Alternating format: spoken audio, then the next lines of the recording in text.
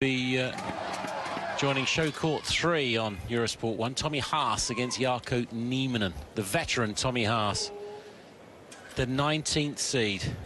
Quite extraordinary how he is rejuvenating his career again.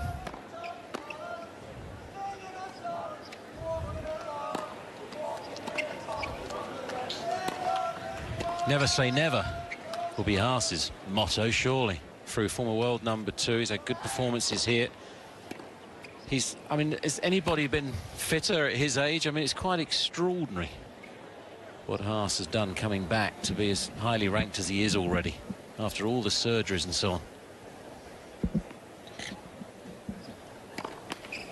Yes, well, I've often made the point, and so have others, that people who suffer injuries, providing, of course, they're not taken out of the game totally by that injury, when they do come back, they have that hunger. And Haas, of course, throughout his career has had so many problems, has had so many injuries, that although he's been a long time in the game, Haas, if you take into account all the weeks and virtually years that he's missed through injuries, he's not quite the veteran that one thinks he is.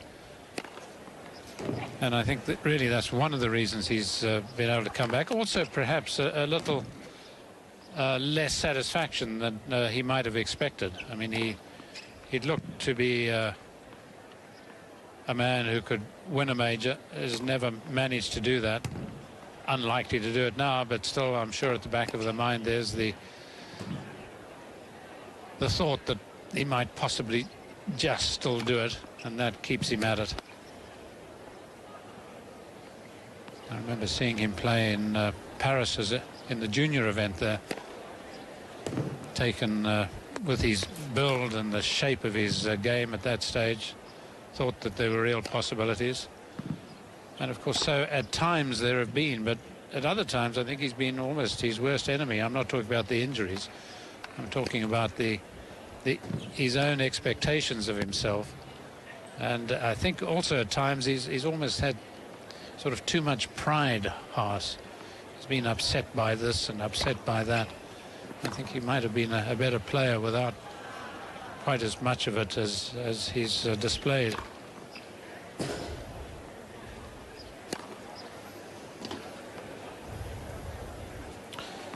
Not so sure about the Black Sox. No. 3 times a former semi-finalist here, Haas. 1999. 2002, 2007. Made 4th round at the French a couple of times. Semi-finalist at Wimbledon. 3 times a quarter-finalist at the US Open. And as we mentioned, as high as #2 in the world in May, 11 years ago. Ladies and gentlemen, this first round match, the best of 5 sets. Nieminen, the lefty, he's going to be 32 years old in July this year.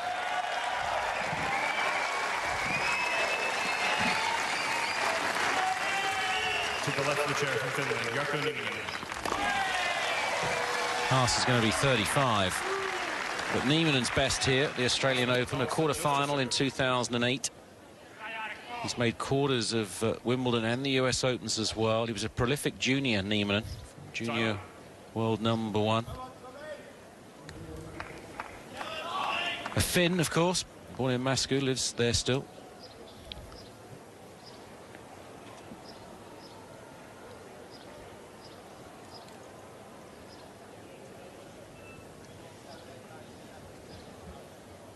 So first round action continues to roll on. Day 2 of the Australian Open 2013. Tommy Haas, the seed in this match. Seed 19 against Nieminen.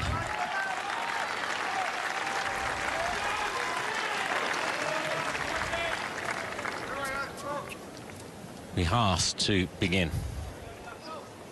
First set. Tommy Haas to serve. Ready. Fight.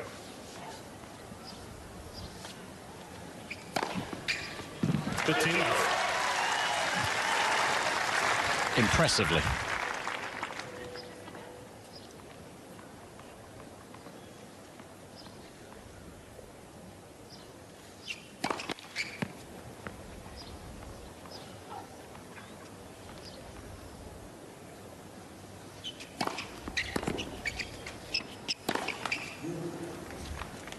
15 all. He's currently ranked 21 in the world, Haas. Made over $11 million. Got a wife, Sarah Foster, an actress, daughter, Valentina, born in November 3 years ago.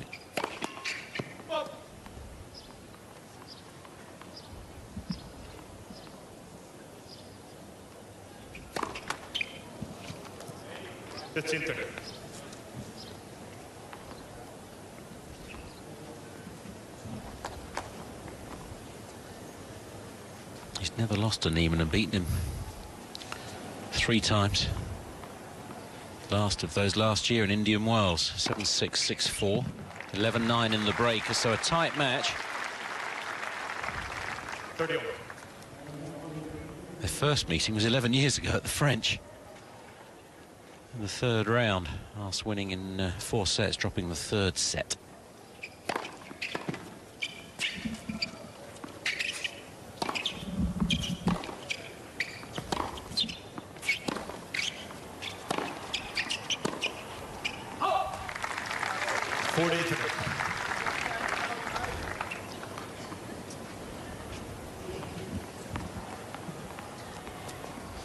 Nieminen also married to a badminton player who was the former world #1, or Finnish #1, sorry. Both got to a career high 13 in their sports so far for Nieminen, but his wife was 13 in the world in that sport.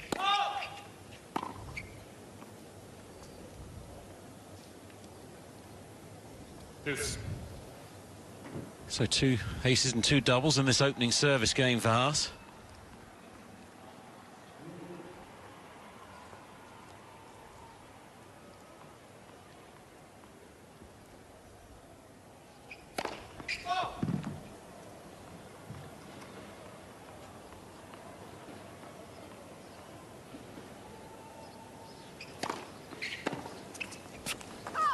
Advantage Haas.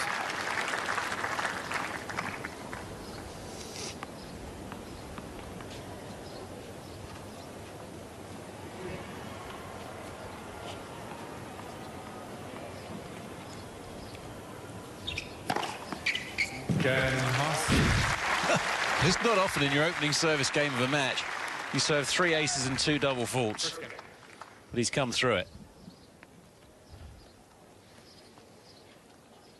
Yes, pretty ideal conditions for play. Quite a bit of wind about, but it doesn't really seem to have affected play much on these outer courts. I was watching quite a bit of the matches earlier on outside, and the flags are blowing quite vigorously, but the tennis ball seems pretty unaffected by it. Nieminen to serve.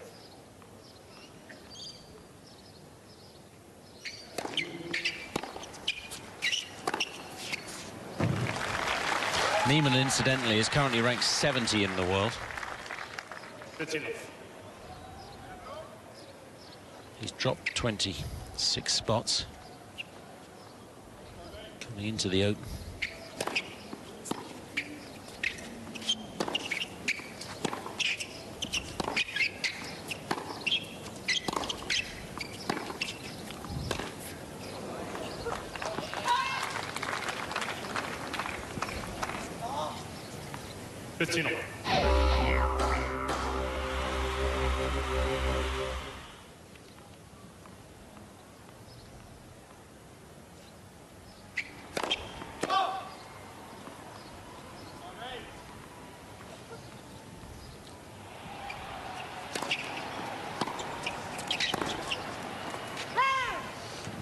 And that's because he won Sydney last year as a qualifier, beat Beneteau in the final, lost in the quarterfinals this year.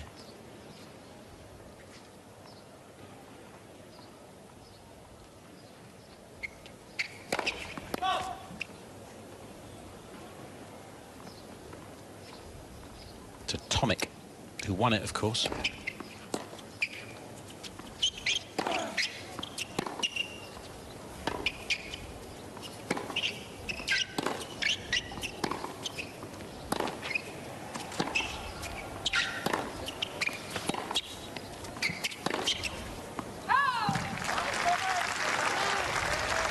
15-14.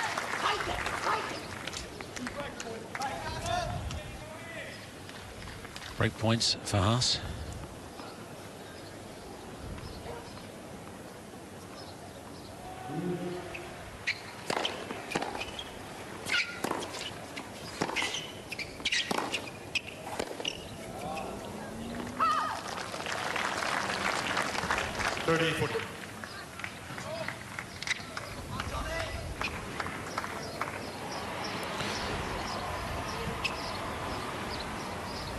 Tommy Haas's warm-up tournament was Auckland, lost in the quarters to Monfils.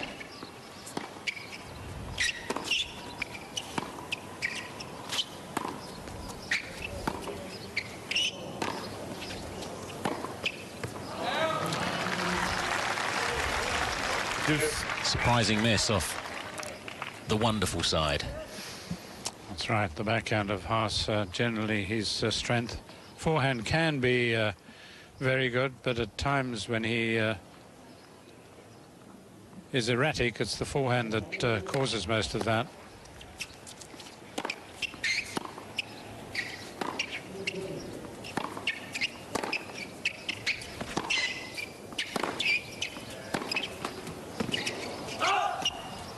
Advantage, Nieminen.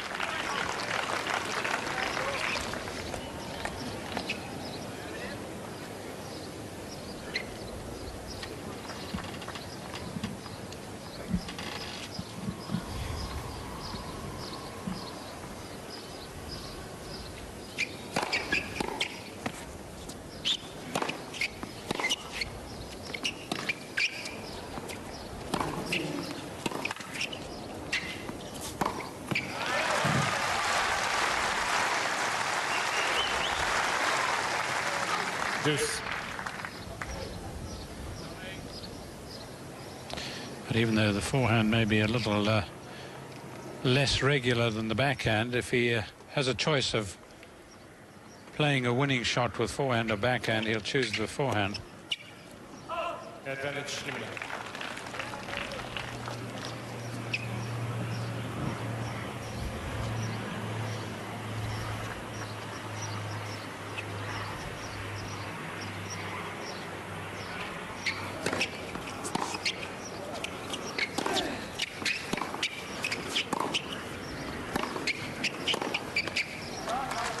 Deuce. Whenever I've called his matches in the past, I'm never quite sure what his game plan is, Nieminen.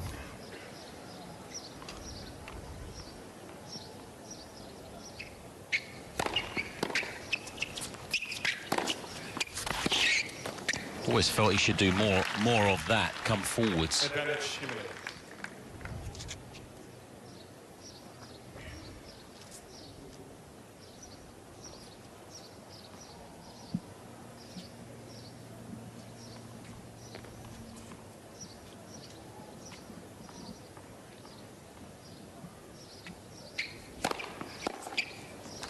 Nieminen. It's a good save from 15-40. One game.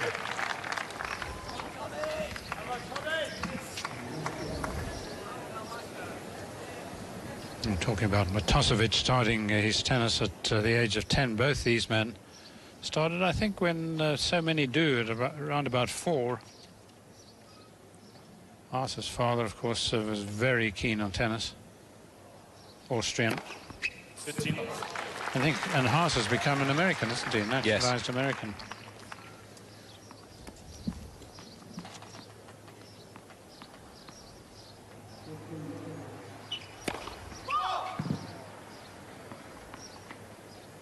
January 27th, 2010. Got his dual citizenship.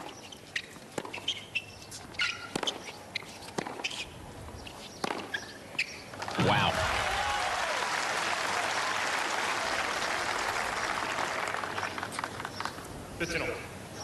Get to do wonderful things, tennis players, don't they, around the world at times, especially the more higher ranked players. Haas flew with the Blue Angels squadron over the Stadium Court in Indian Wells in 1998. That must have been a thrill.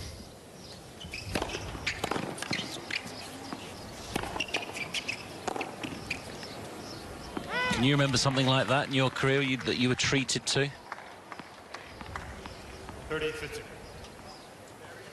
Nothing quite as sensational as that.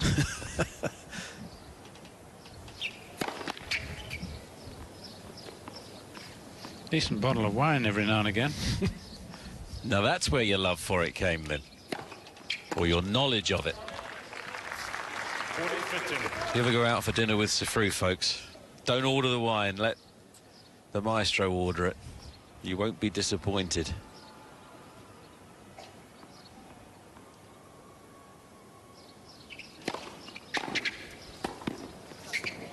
Super.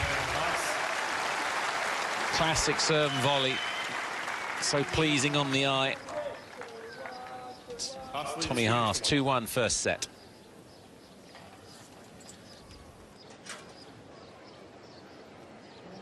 Time.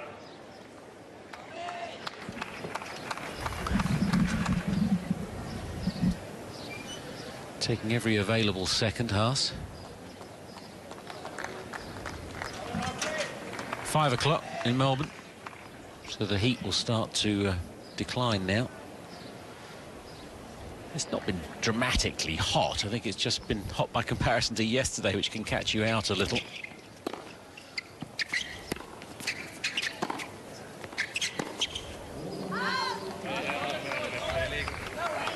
Yes, quite a few people sitting in the sun have been using fans. Quite heavy to lift, aren't they, some of them?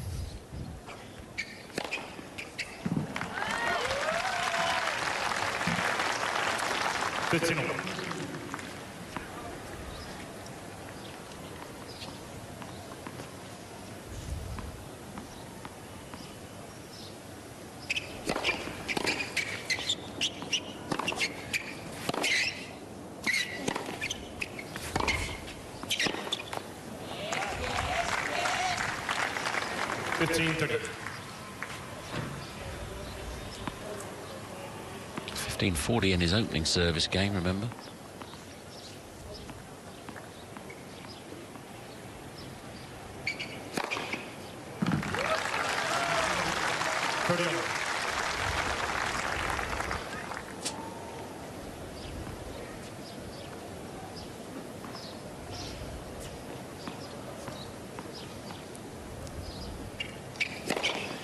Doesn't hang about when he gets to the line, does he? 40-30.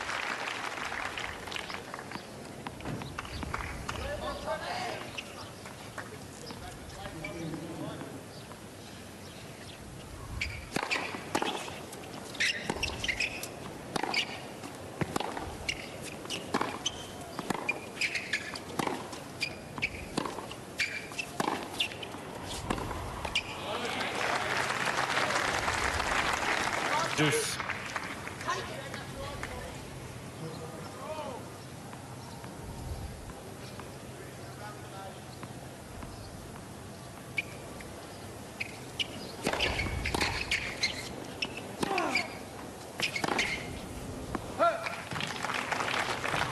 Advantage Nieminen.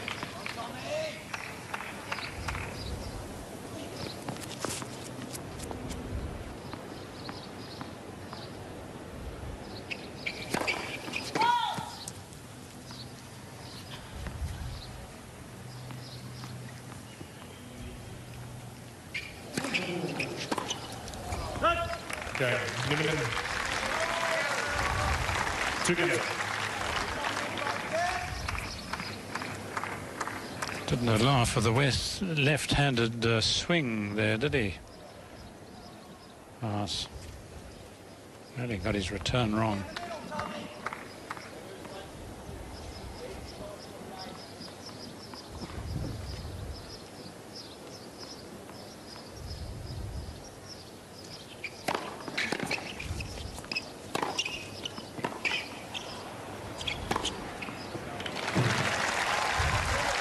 Most people, when they look at the injuries of Tommy Haas, they automatically go for the shoulder, don't they? But it's easy to forget that he's broken both his ankles and had them both operated on as well.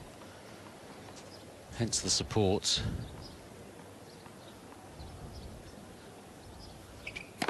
He normally wears. I think he's wearing them today.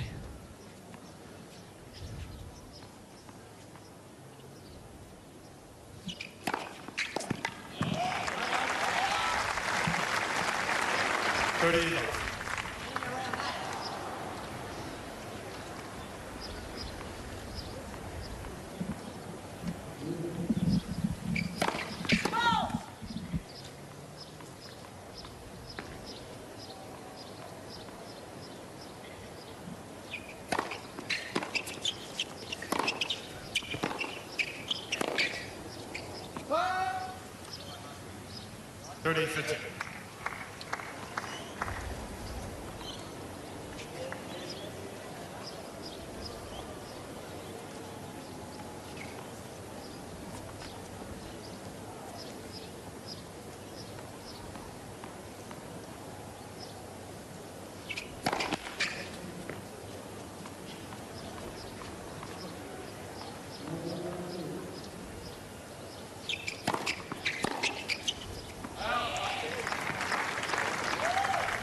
Forty 15.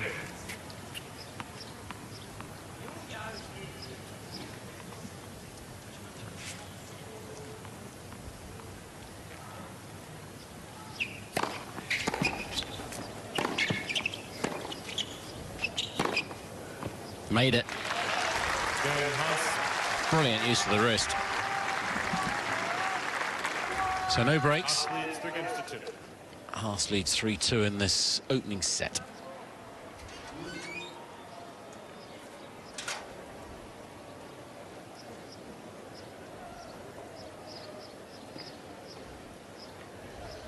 So there's been a bit of a mixture really from both players. Talking about the Haas forehand, which at times can be a little bit of a liability. Well, he's played some outstanding forehands, at times giving the ball a lot more air. At other times, as you saw in that game, they're hitting it very crisply, keeping it low, getting the angle. Almost the perfect shot with which to end the game. So that will certainly be heartening for him. And it seems to me that whilst he's intent mainly on giving the ball a pretty good clip, so is Nieminen. He's not there to push the ball around.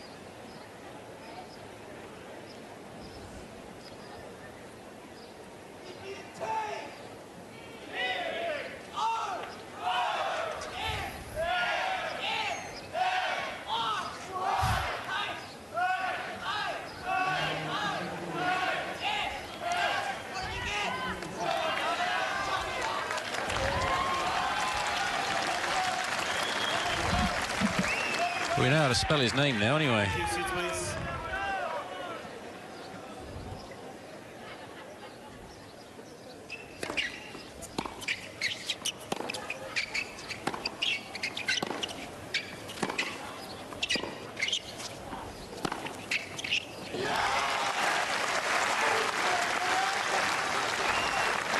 Love the team.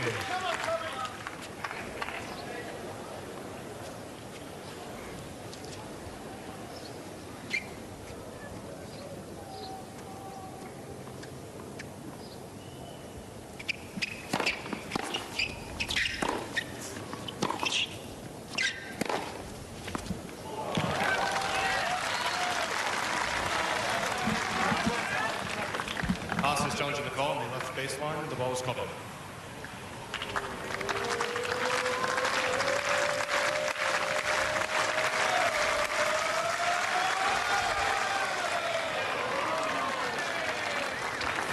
Good call. Haas has 2 challenges remaining.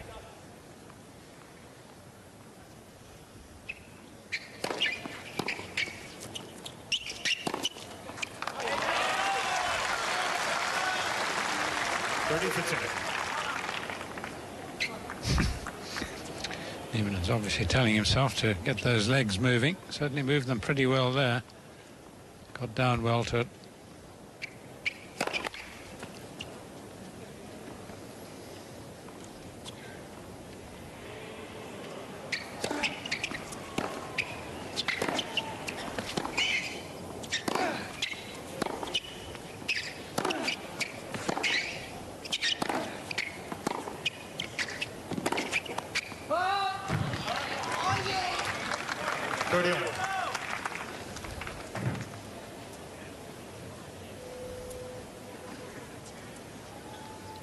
It's quite a breeze.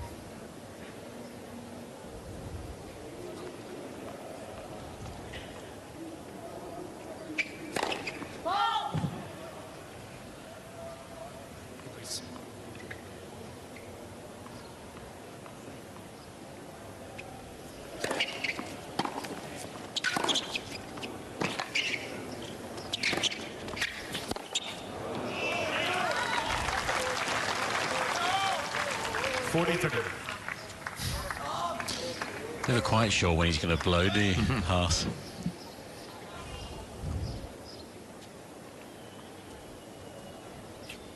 Yes, the mess he's made of a couple of backhands that he'd normally deal with quite competently.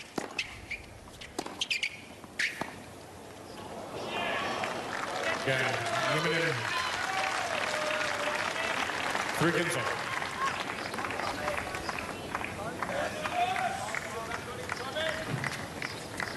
Hasn't had a break point yet, Nieminen, so ahead on points in that regard, I suppose, Haas, with the 2 that he's had unconverted.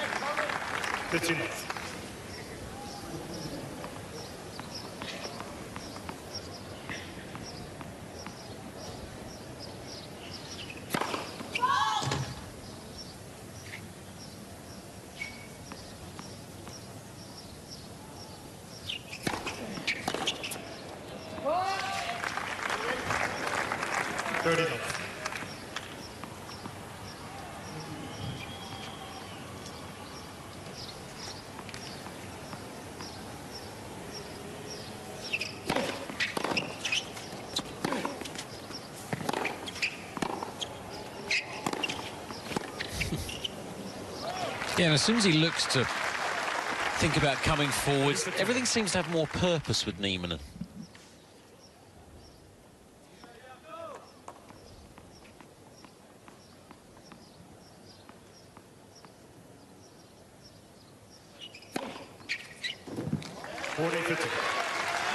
Fifth ace already.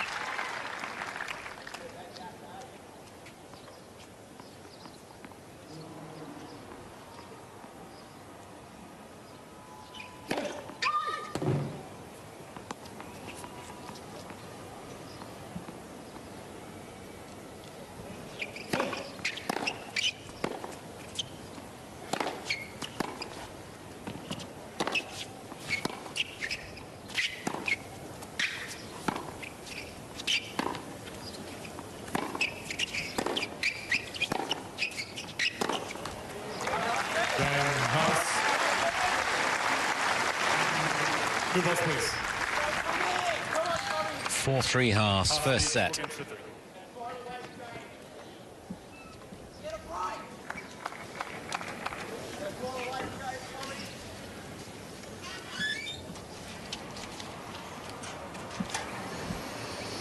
Thinking of Haas and his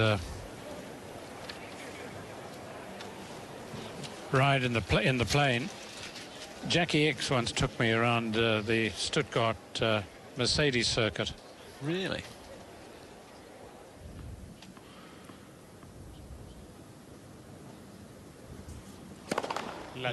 So on Eurosport 2, Jonathan, what's going on there?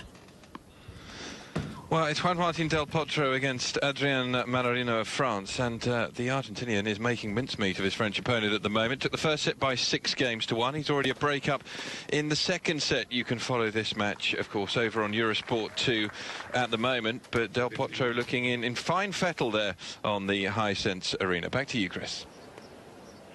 Done. Thanks, Jonathan.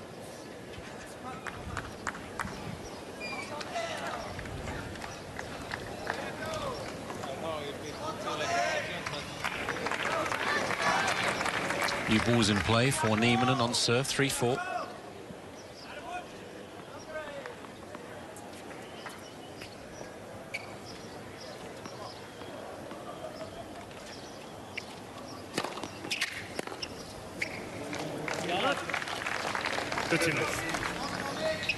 Beaten by the slower ball.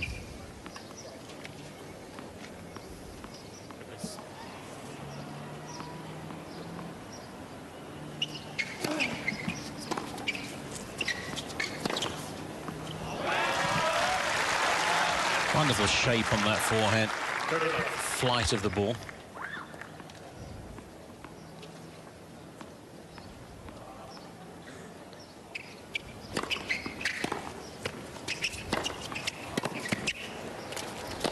played. Just going back to your story, you didn't get to drive, you were a passenger. Yeah, I was a passenger. And a rather frightened passenger at times too, I must admit.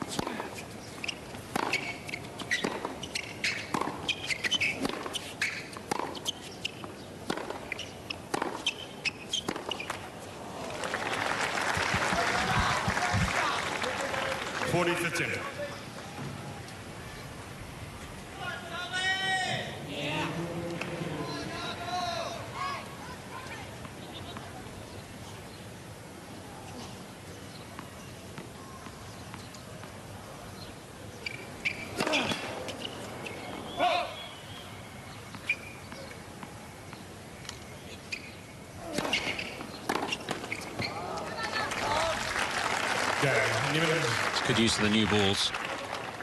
4 games on. Yes, and it might seem a total irrelevance talking about Jackie Hicks taking me around a circuit, but it just goes back to you asking me about whether I'd been treated to anything like as Tommy Haas had with the Red Stars. I wonder if it's ever led to him taking out his pilot's license. Yeah.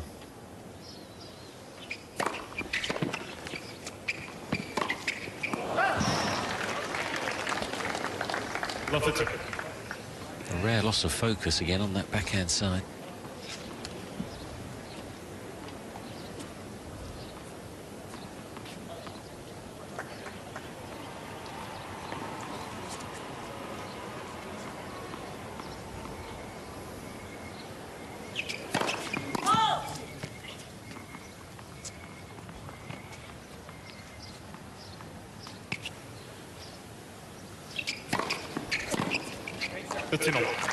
Yeah, it was a great serve.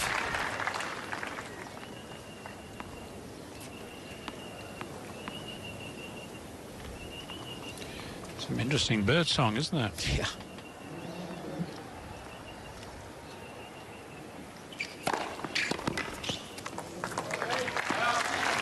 We need Simon Barnes here of the Times to identify it for us. He's a real twitcher.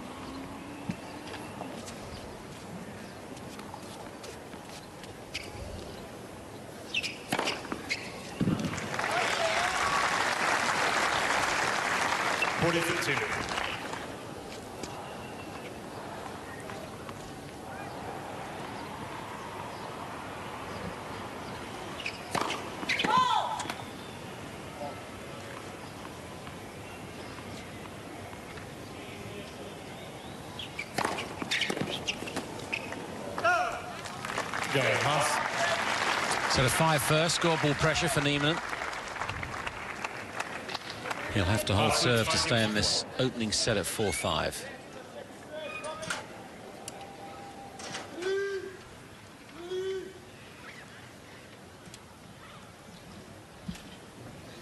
Yes, he might have hoped to make a few more inroads on the Haas serve, particularly the second serves, but Haas has been landing some pretty speedy second serves. Almost quickening his action. Doesn't seem to be throwing the ball quite as high as he used to. Perhaps he's been talking to Mervyn Rose. Yes. Yeah. Quite a character, Mr. Rose, I think. Certainly thought-provoking. Yes, he coached Arantxa Sanchez Vicario at one stage, didn't he? He was telling me he took Richard Fromberg, former Australian player from Tasmania, I recall, from 107 to 37 in 10 weeks.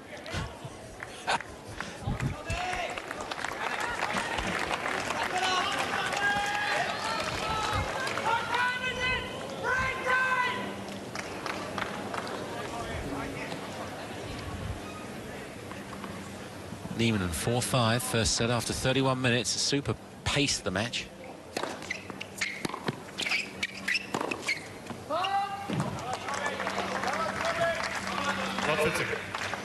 Seems to prefer hitting that forehand down the line almost to hitting it cross-court.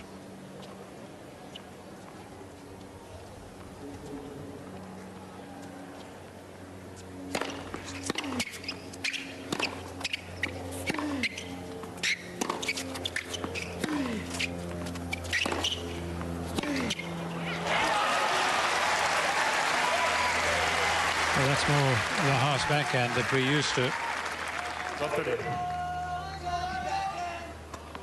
Wasn't the greatest approach there, was it? Directly to it. Almost a practice backhand for Haas.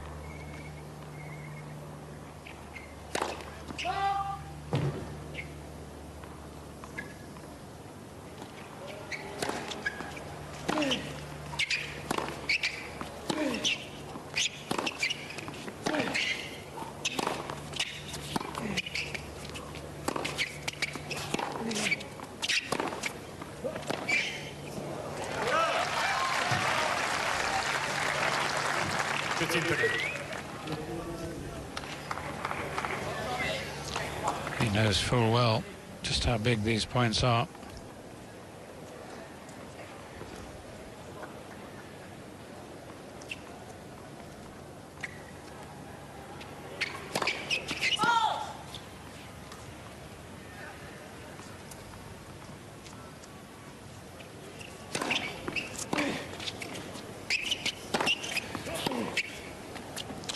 Well, he made his move early. Nieminen saw it and switched the serve.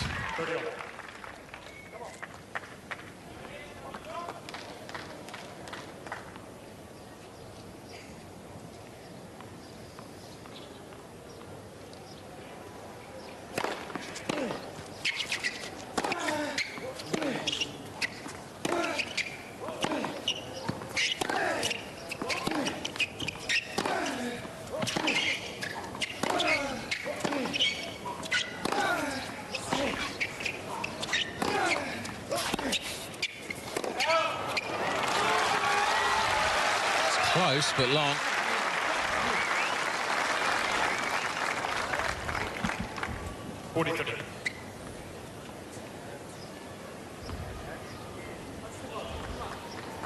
Must be tough being his coach. You've got to have a thick skin, I would think.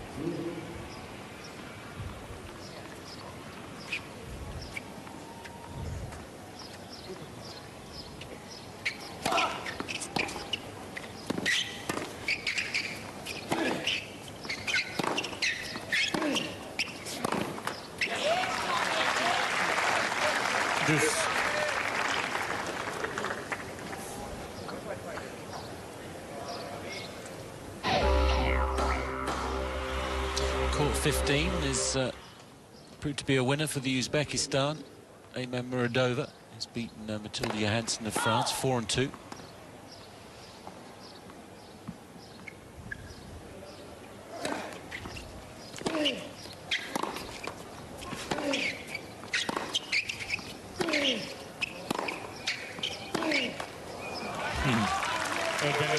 Ouch. Murray used to do that.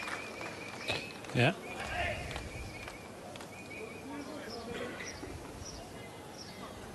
Bit of self-inflicted pain, bit of masochism.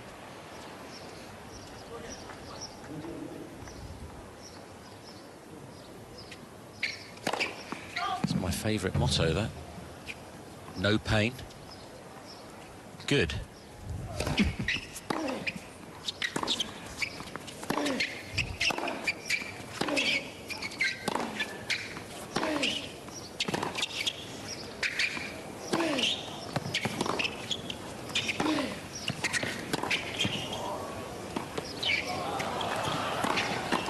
He's got him, just. Yeah, no wonder you're looking at his hand. He might regret that in about 40 minutes. Deuce. Yeah, maybe he can do some of the stenciling of his racket with his own blood. It's not often you see a drop shot smash, as it were.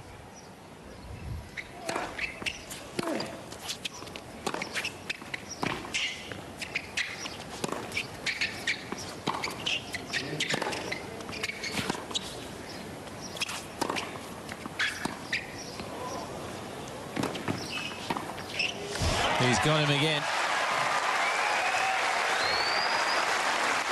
Should he have done? No, he shouldn't have. Same tactic employed. Nieminen should have pushed this down the line. Set point, Tommy Haas.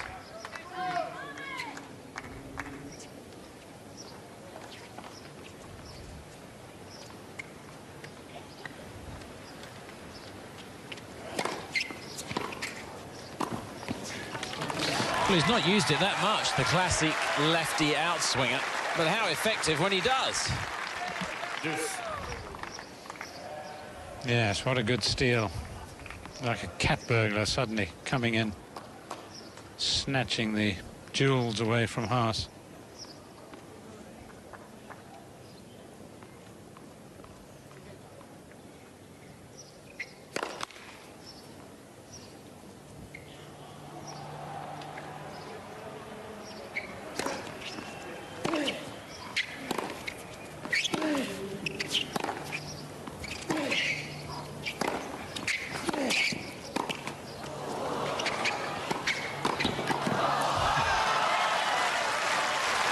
Well, he apologised, but on the other hand, it gave Haas nevertheless the opportunity of winning the point here. He had time to put it away. Nieminen had learned from previous points that Haas was likely to go to his forehand.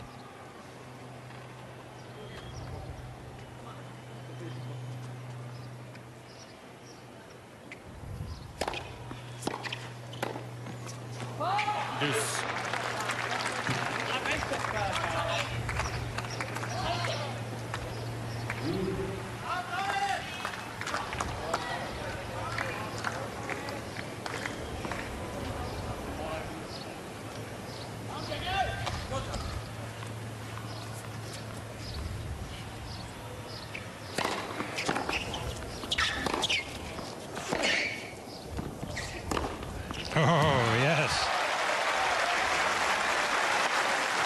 Something's irritating him a little bit, and I think he took it out in the ball. That's channeling your anger.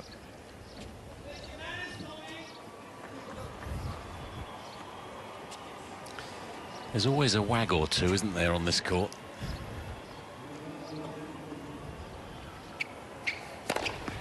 Well held, saves the set point. Ace number 4.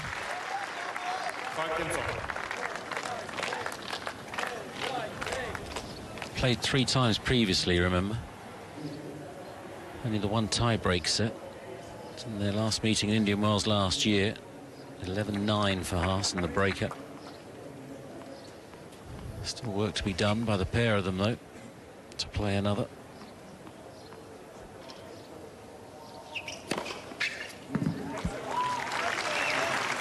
Seventh ace for Haas.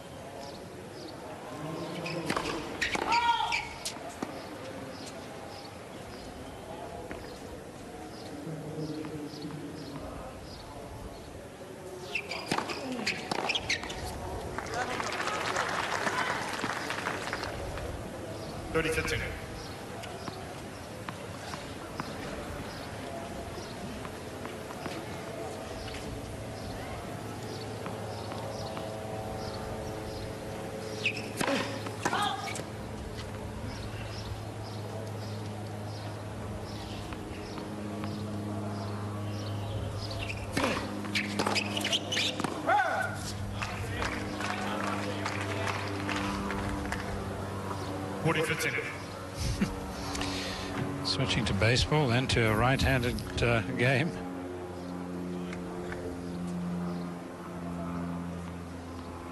So trying to relax his neck, so often the seat of tension during a tournament.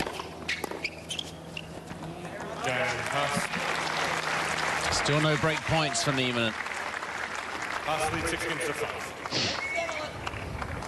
6-5 Haas, first set.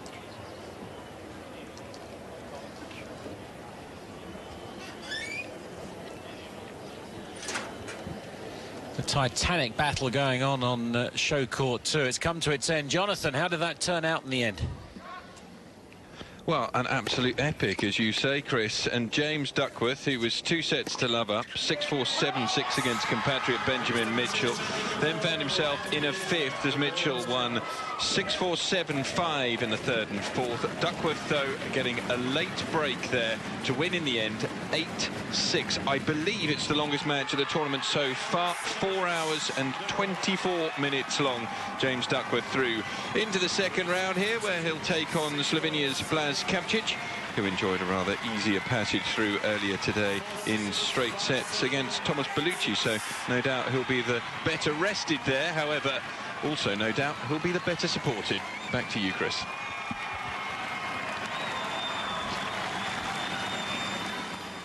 Yes, terrific scenes. Duckworth rules.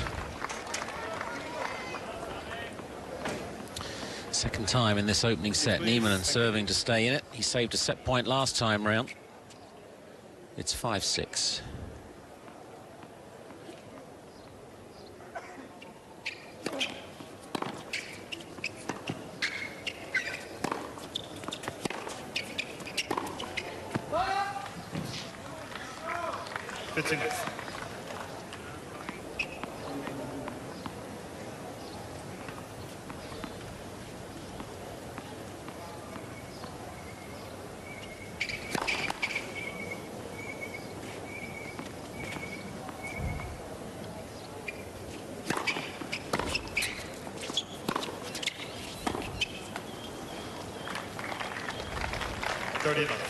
There's quite a romance going on in the feathered fraternity, I think.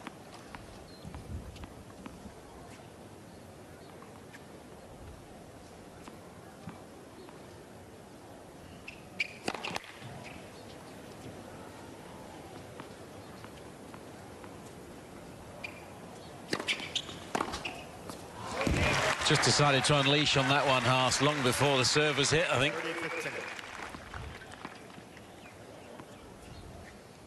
Yes, a case of take that.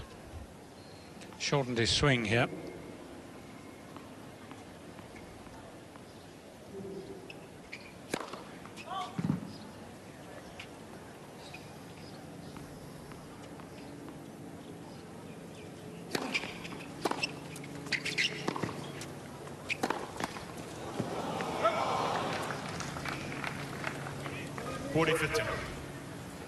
He's certainly missing more backhands than I'm accustomed to seeing him miss. He's appealing for help from somewhere.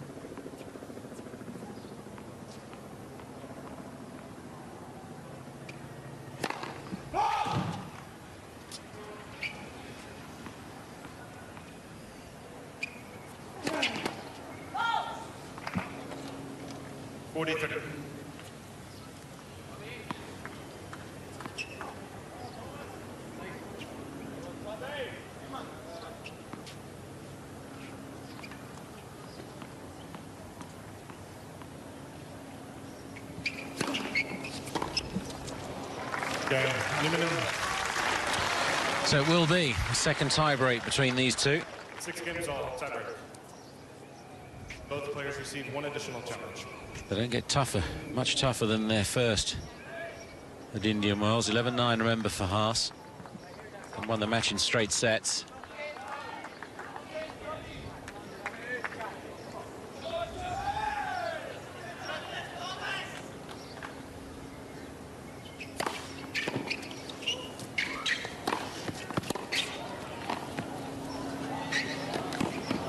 Well, he delayed it brilliantly. Did Haas leave that?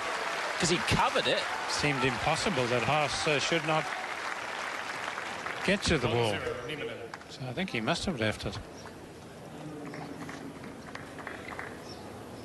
Yeah.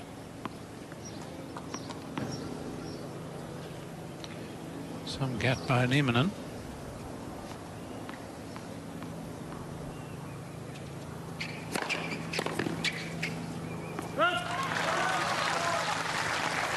2-0, Nieminen. Haas could do some damage to his hand should he lose this tiebreak. Yeah.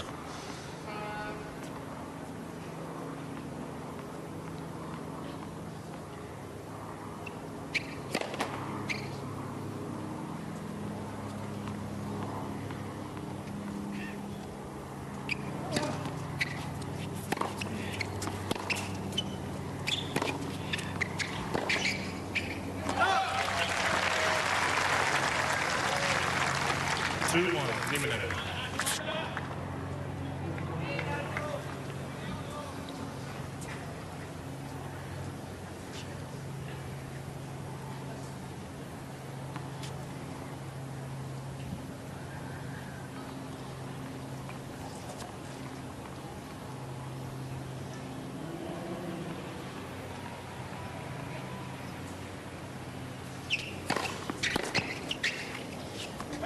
Two all.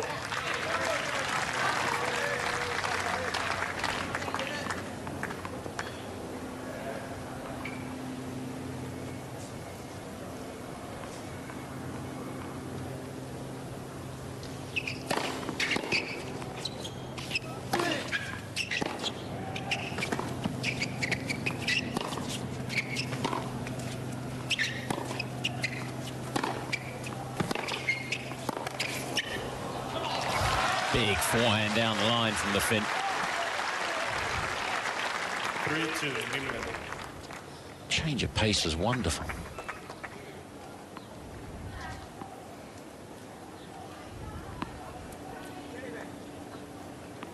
So lots of points against the serve in this breaker.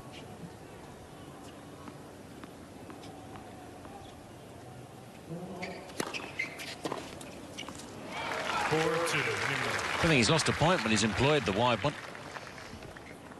Yes, and it wasn't as if that was particularly wide. Haas just making the mistake of stretching across rather than moving across. It wasn't hard hit, the serve. Miscalculation by the American.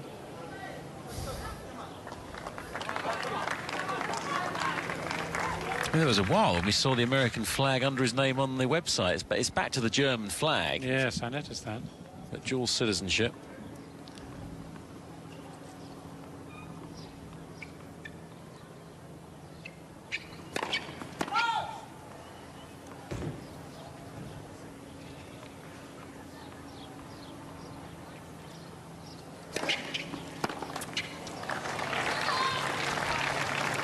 Nieminen.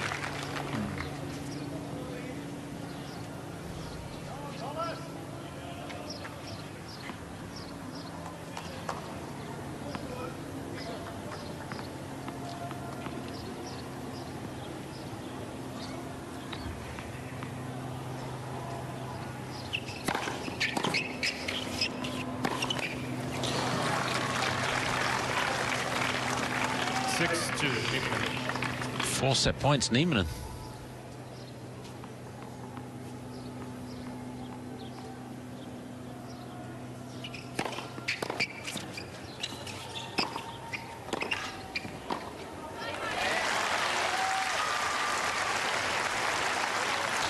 Now, will he go wide on this point with a serve?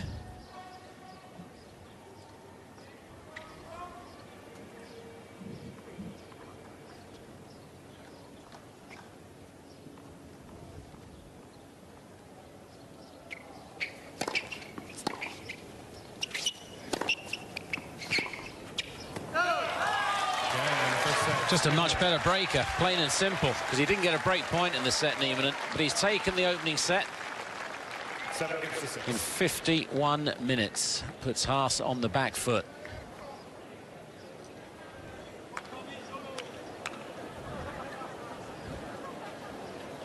Now, Juan Martín del Potro, of course, the only player outside of the top four to have won a major since the French 05, outside of the top guys. How's he going, Jonathan? Well, the number 6 seed has taken just 48 minutes to wrap up the first 2 sets. When I spoke to you last, Chris, he'd taken the opening set by 6 games to 1. He was 4-love up in the second set and took his foot off the gas somewhat. Mannarino has just been no match for the Argentine. He took it by 6 games to 2, though, still, and he's on cruise control at the moment, although the crowd beginning to get behind the left-handed Frenchman in a vain bid to try and at least make this third set competitive. Del Potro looking very good indeed.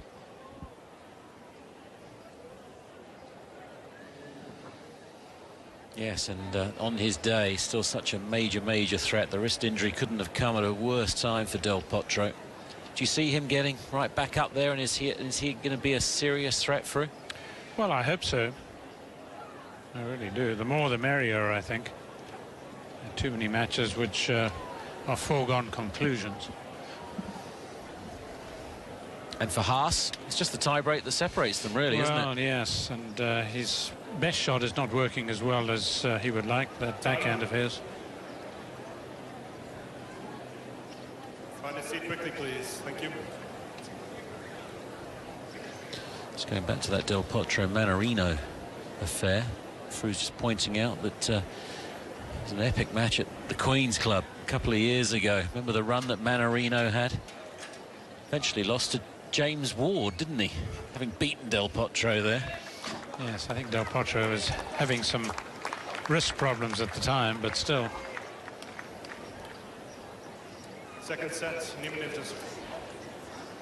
Thank you, ready for play. Change of shirt for Haas. Not for Nieminen, who leads by a set to love.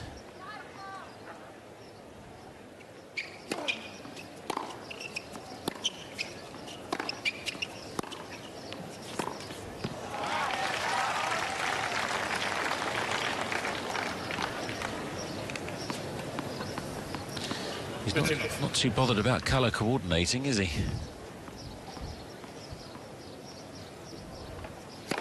That's first set.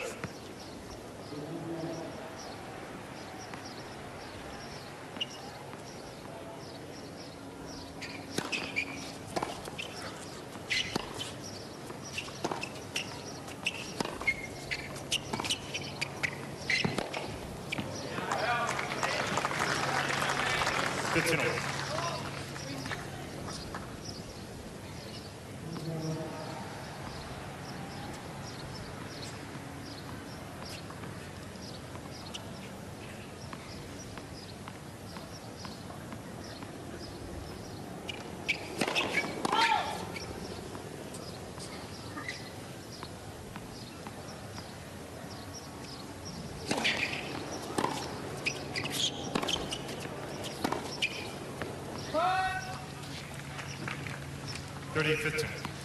Your mention of the shirt and Haas changing his reminds me of Lendl. I remember doing quite a bit of practicing with him at one stage. We'd go back to his house just outside New York, and he was telling me he'd use a new shirt every time he played a match.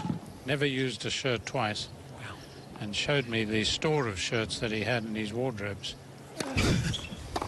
Because he played a lot of matches.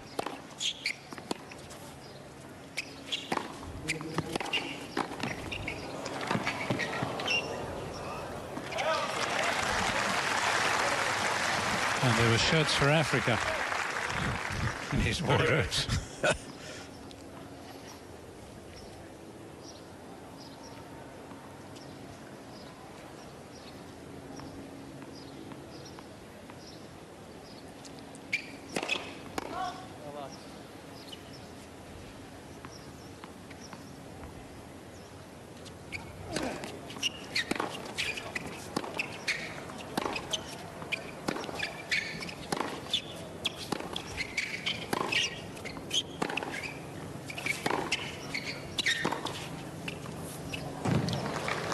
Got it, I think. Challenging.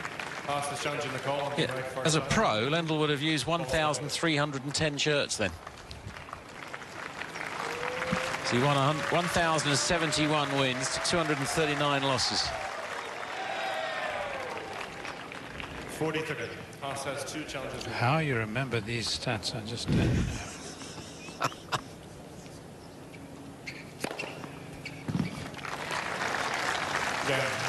Keeps the pressure up, Nieminen. Setting 1-love. First game, second set. Amazing when you think back to Lendl, what he achieved, but he had to come from 2 sets down against McEnroe in the French final. It's his 5th major final for it all to start really kicking off big time. Yes, it was actually after that session of practicing with him just outside New York that he started his real successful climb. And it Did you get 10% or not? I still would like to. I thought of writing to Murray after he'd won his US Open and just and asking him to mention it to Lendl, but I thought twice of doing it.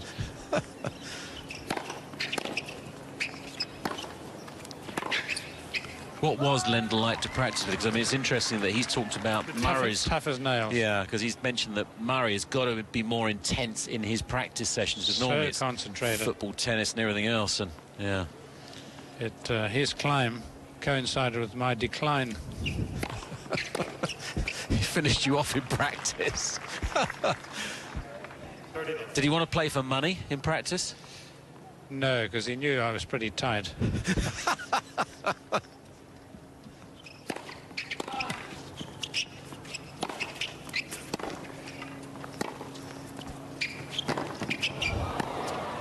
Well played.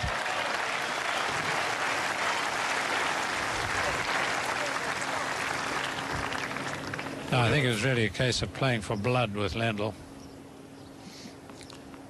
And did that sort of attitude, did it all spring from the relationship he had with his mother, who coached him and helped him? And she was a pretty hard taskmaster, as I understand. Yes, I couldn't ascribe it to his mom. Yeah. I don't know.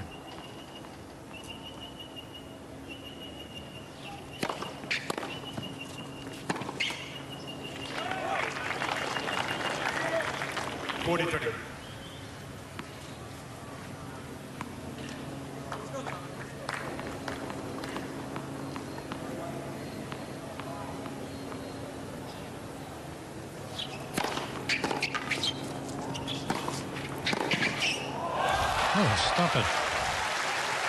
Did Haas think it was going into the net? Yeah. Deuce. Just a flick of the wrists, wasn't it? Yes, it wasn't far from Haas at all.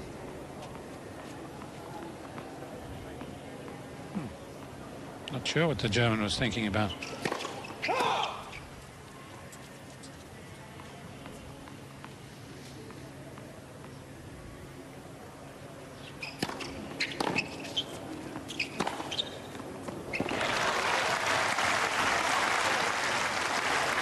Advantage Haas.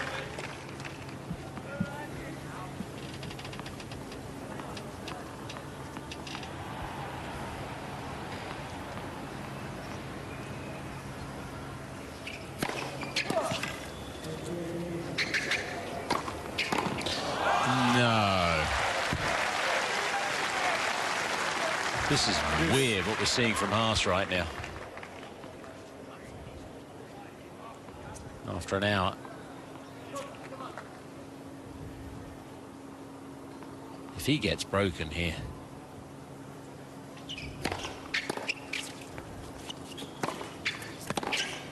He's got him again. Oh. This is a purple patch. Advantage Nieminen. It's his first break point of the match. He should be serving already, Nieminen.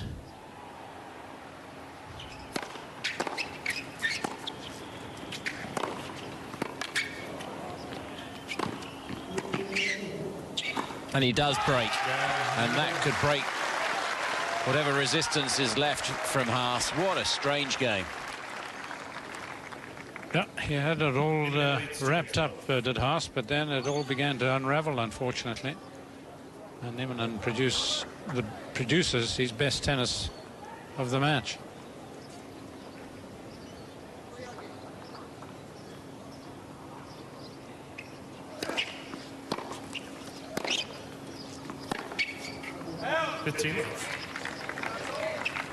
His resolve has got to be huge here, as Haas's. It's got to be determination, steely determination.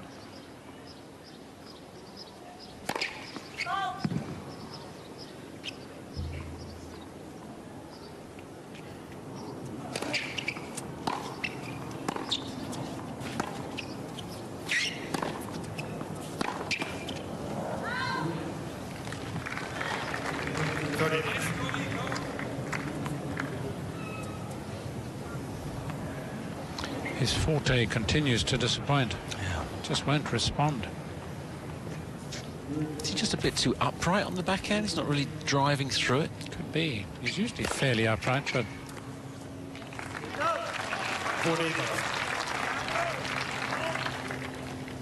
something's rotten in the state of Denmark, that's for sure.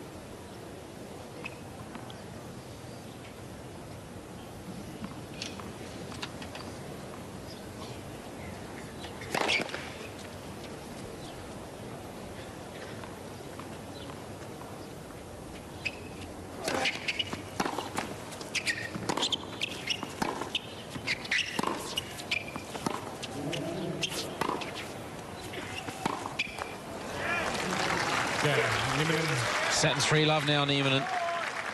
Two balls, please. It's slipping away from Haas pretty quickly right now.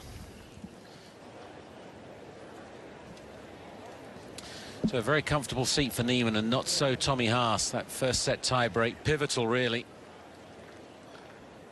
in his mind. Time. Yes, and I think it's really a case now of just what is happening to Haas's mind. I mean, that is the key. You know, is it fractured? Is it splintered? Is it all over the place? Certainly seemed a bit like that.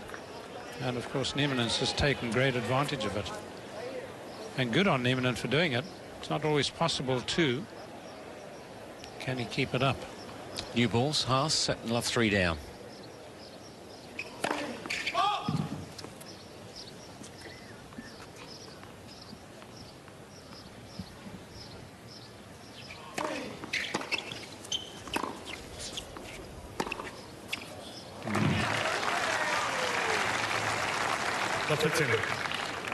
That didn't look too promising from the Haas supporters' point of view. Didn't make much effort to get to that.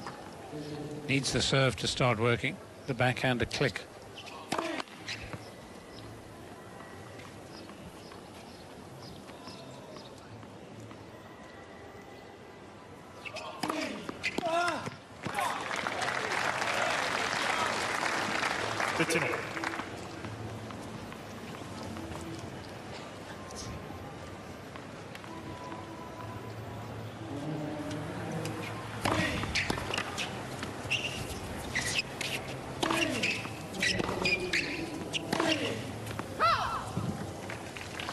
Apologies if you've got a bit of a problem with your picture.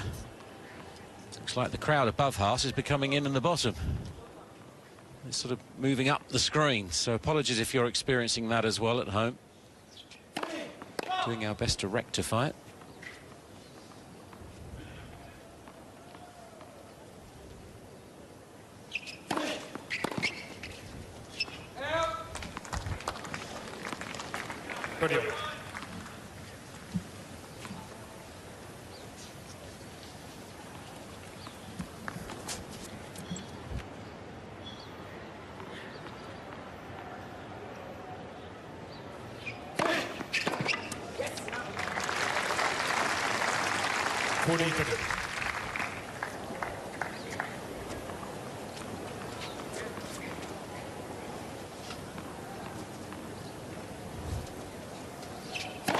That's first.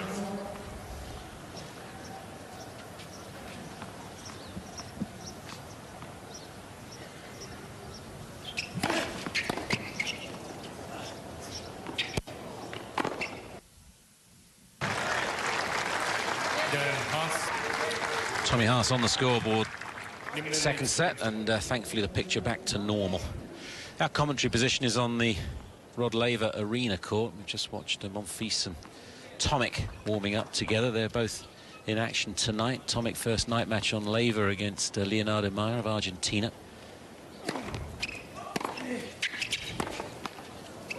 Monfils back from yet another injury. It's the night match on the Margaret Court Arena against the Ukraine Alexander Dolgopolov, the 18th seed. That's an attractive match.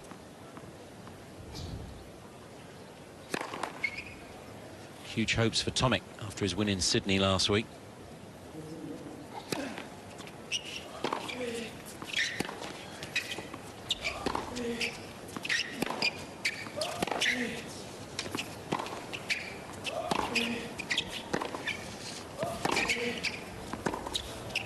Nieminen challenging the call on the left baseline. The ball was called in.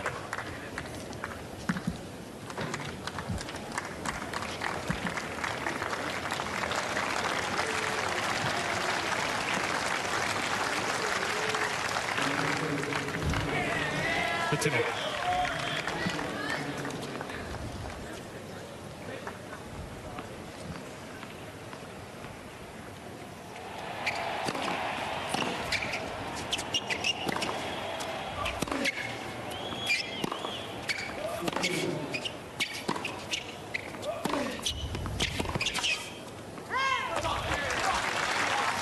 Simon Rees just brought in the order of play for tomorrow, and just to let you know that Heather Watson, his second match on court 8 tomorrow after a men's match. She's taking on Xenia Pervak of Kazakhstan. It's on court 8, it's a televised court, so you'll watch that from start to finish on British Eurosport tomorrow, for those of you on British Eurosport.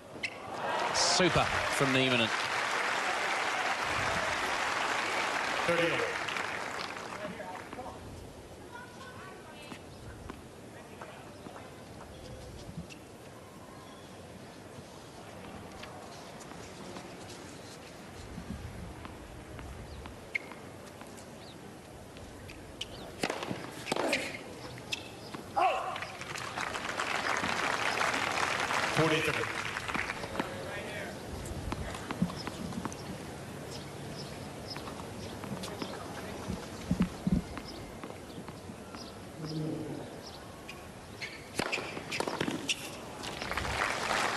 Keeps the pressure up, Nieminen.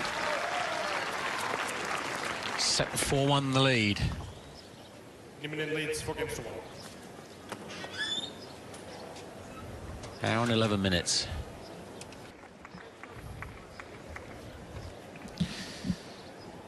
Out on court 20, Jamie Baker, the Brit, who qualified, beat Donald Young in the final qualifying round to qualify. He's taking on Lukas Rosol of the Czech Republic, who beat Nadal at Wimbledon last year, remember, in Nadal's last match. Last time he was on a match court. And Rosol's taken the first set 7-6, 7-5 on a breaker, and just taken the second 7-5. So the Brit up against it, 2 sets down.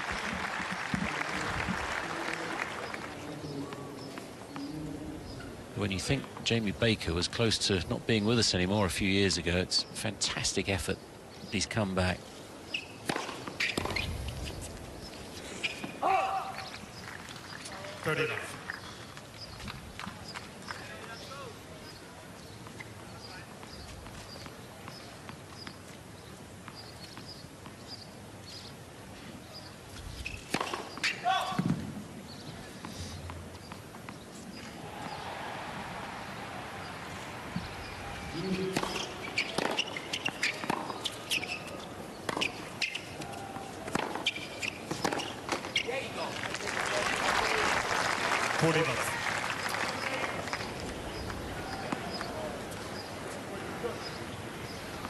Sometimes almost been a running commentary on his own form from Nieminen.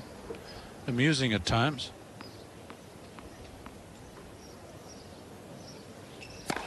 That's first serve.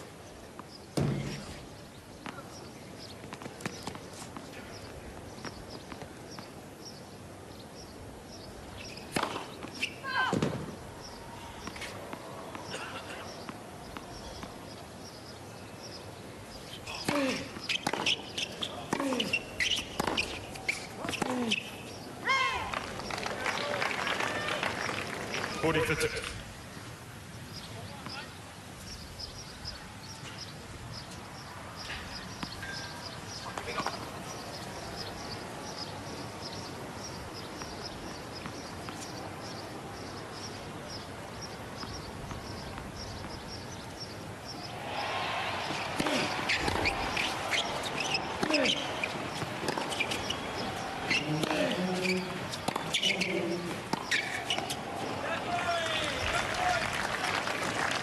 Still waiting for the explosion, are you?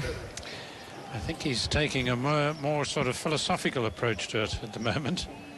But you're absolutely right. It could change any second. 40 love he had in the game.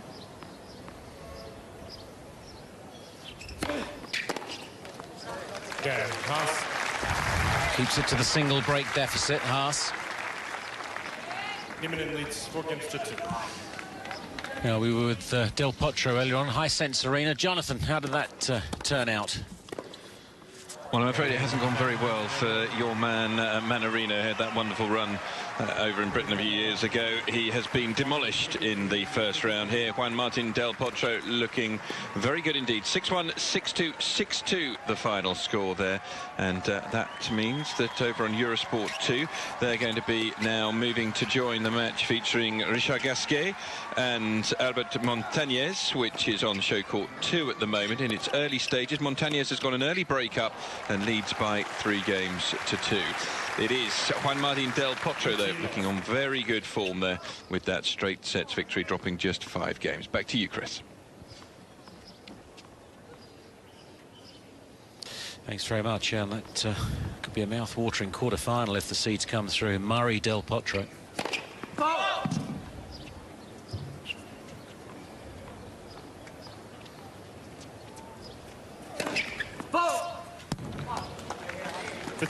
Well, you may have seen the gesture from Haas, which would not have given his supporters a lot of confidence, almost as if he said, well, this is too much for me, it's not my day. And then he's gifted a double fault. Suddenly he's on his toes again.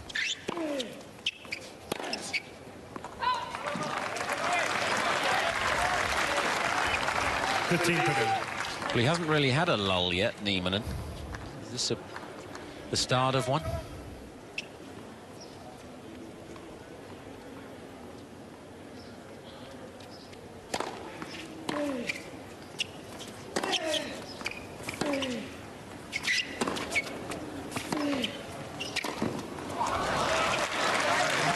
you believe it?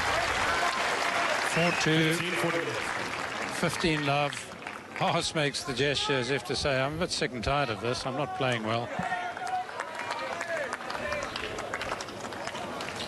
And now 2 more break points.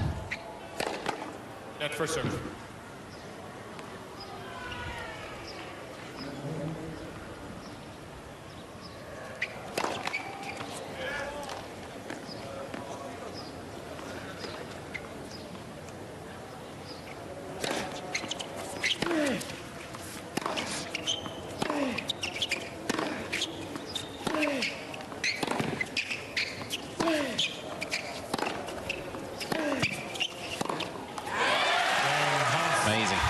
Quickly a match can turn. Back on serve in this second set. Haas 3-4. Nieminen leads 4 games to 3.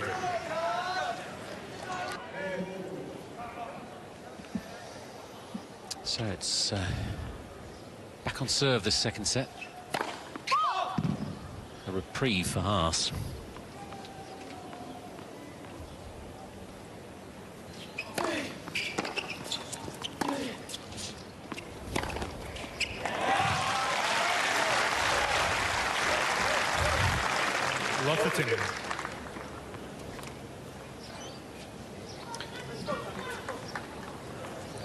Does he mean business again? He always looks as if he does, the way he moves about the court.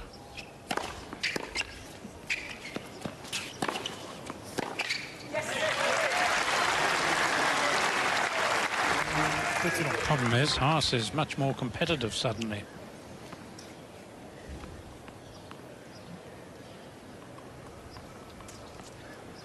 Is the Haas backhand going to start firing too?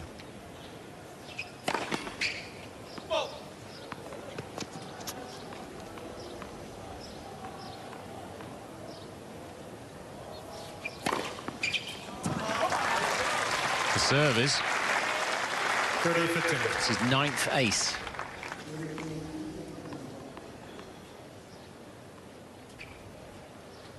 It's as good as one a game.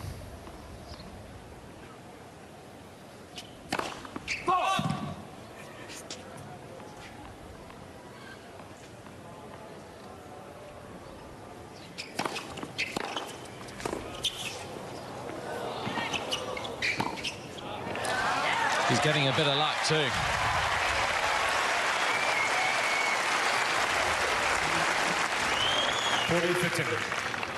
Well, the beauty of this was that you could see it coming, and then it was just a matter of bringing it off the lob volley.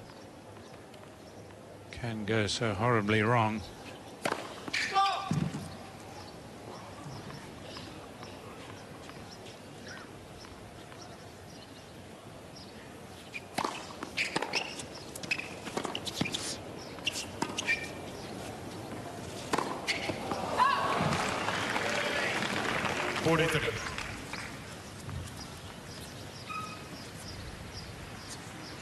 I wonder if Haas has made some adjustment to his forehand, which has slightly affected his backhand grip. You know, that sometimes happens, doesn't it? You try and improve a weaker shot, and then it begins to affect your strength. But like if you've got a bad knee and you take all the weight in the other knee, and it then begins to suffer.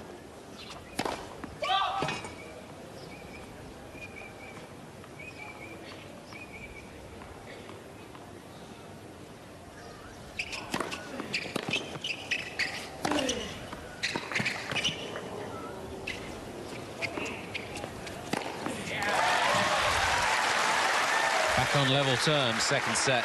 Ben Haas. 4 games on.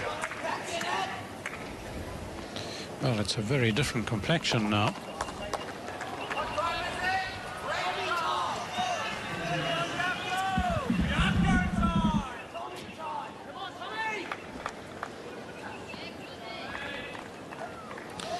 Really needs this service game, Nieminen, just to re-establish himself. Second set.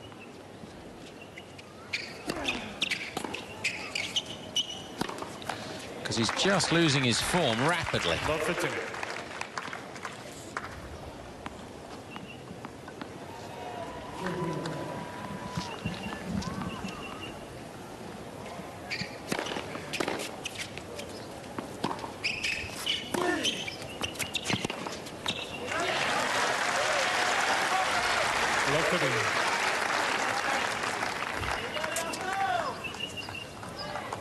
No, that's not a smile.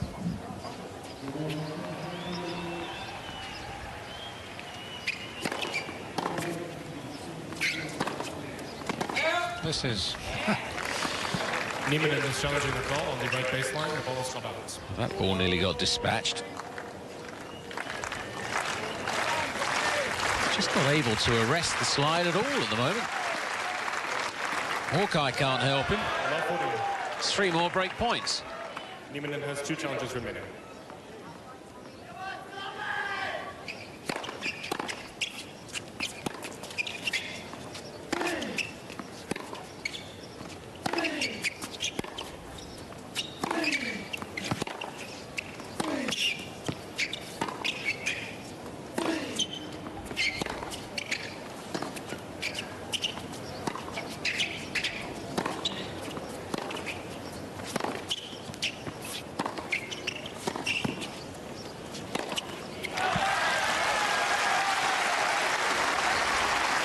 Well, he almost took a pretty casual approach to that rally, I thought, Nieminen. Perhaps he felt the tension earlier and thought, well, I've just got to try and relax somehow. As that stopped the, in inverted commas, rot. Oh, my God. No, it hasn't. Well, we've seen it all now. That's a shocker. Did something go in his eye? That's the gesture, but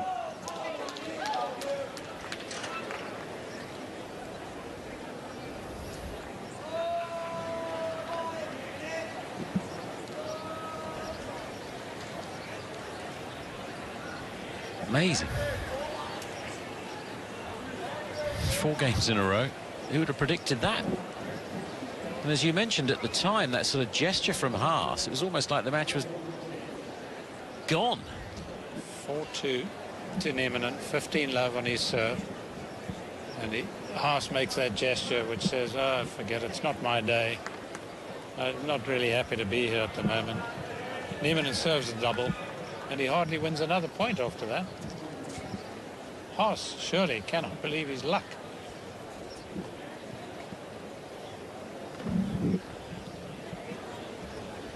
Packed court here, show court 3.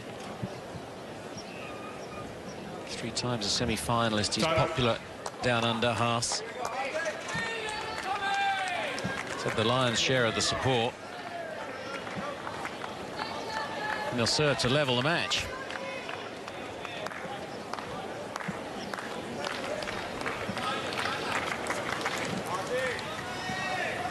(5-4) second set.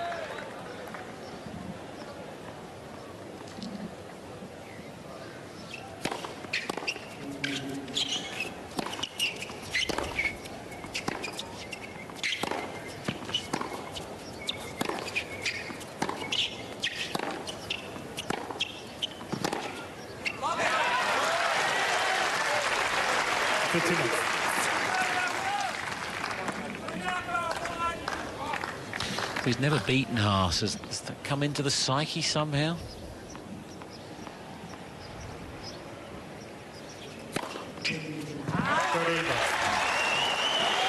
It's just an extraordinary turnaround.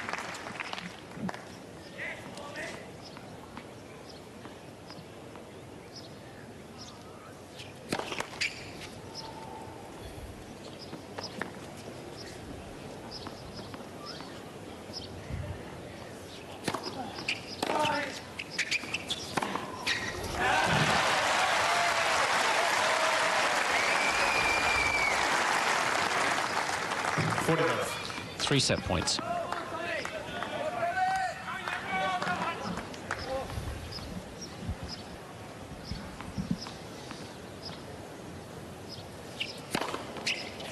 Love game to level the match at 1 set all after just about an hour and a half.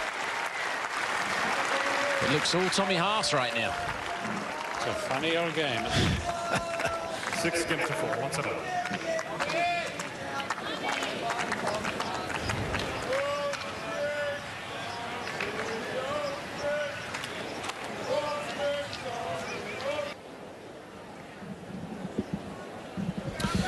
Welcome back. Well, Nieminen's back. He left us for a while in all sorts of ways. The third match on court 13 was a tough battle. Here's Jonathan with the details. Well, yeah, a remarkable match. Garbine Muguruza of Spain coming through in the end, having dropped the first set against Rybarikova 4-6, won the second 6-1, and then won that decider 14-12. It was over 2 hours, the final set. She gets to put her feet up now. She plays Serena Williams next. Haas is challenging the call on the left baseline. What was called over? Yes. Yeah, she'll certainly need to be fresh for that challenge. Though Serena had a bit of a scare today with a tumble, had some treatment in the ankle. And that was a love and love win.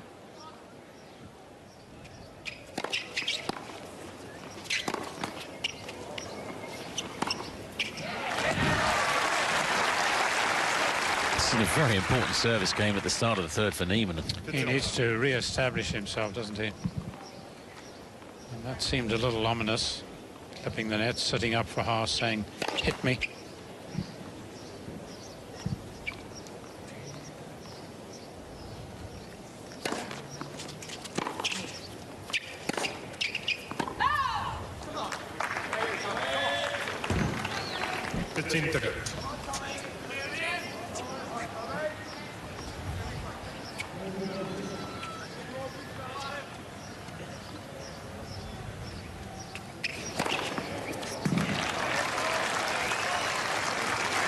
Sick face.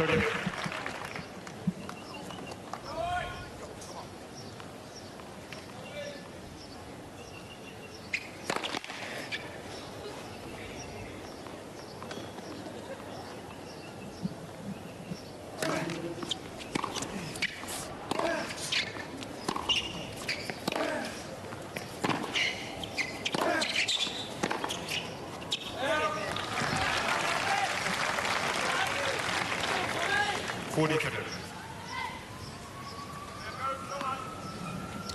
Much better from Nieminen because Haas is looking very energetic.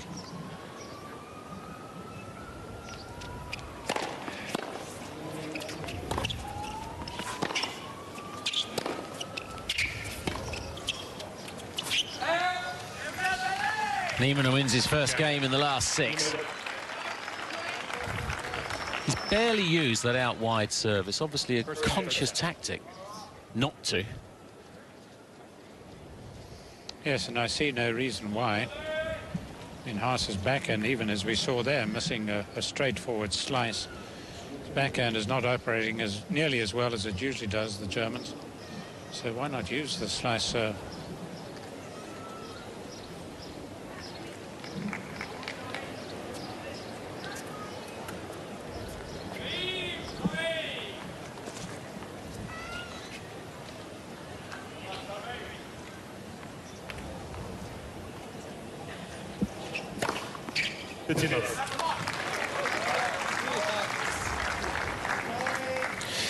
Double the number of aces, Haas, at 12.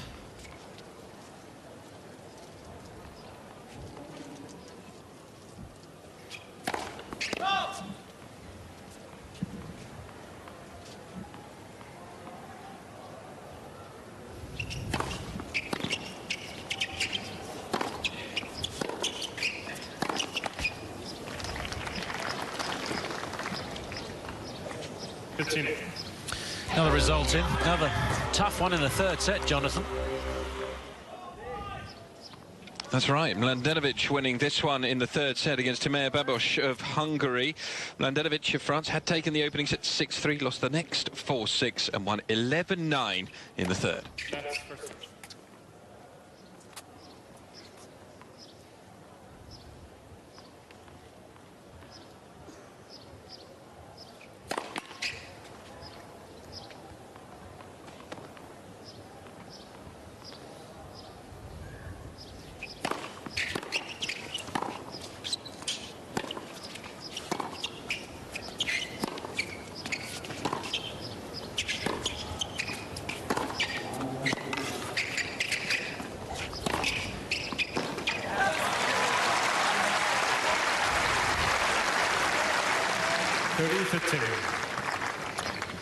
Just listening to those reports of the long matches on some of those courts, there'd be some very exasperated tennis players. Those who are seeking to follow the players on court. 12-10, 11-9. When do I play? Do I have to have another meal and yet another meal, maybe? Yes.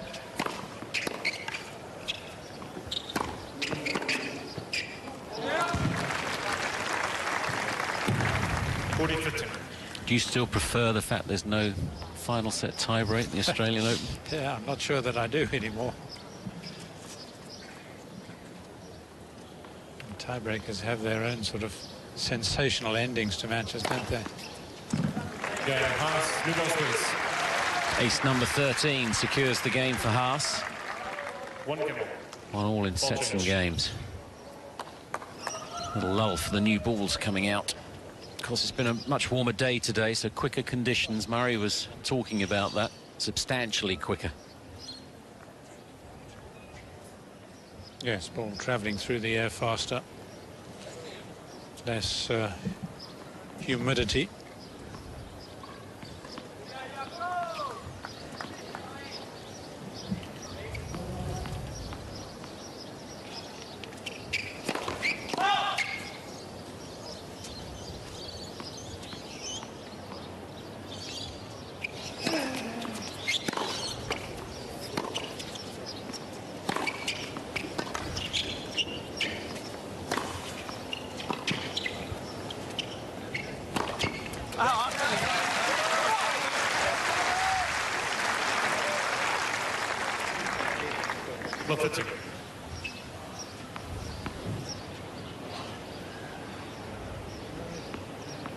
I think his forehand's been better than his backhand today, Haas.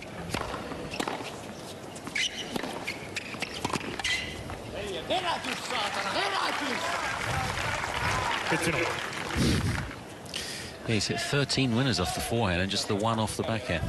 Wow.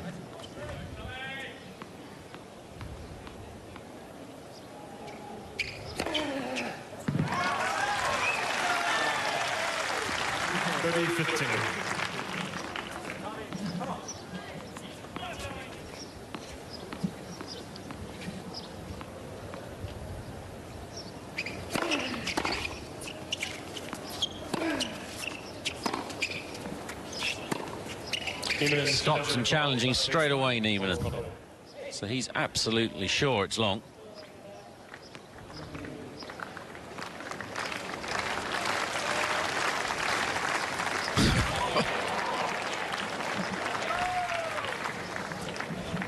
Good challenge. Jake Garner, the United States in the chair, whose first match up on Rod Laver. He did Murray's match.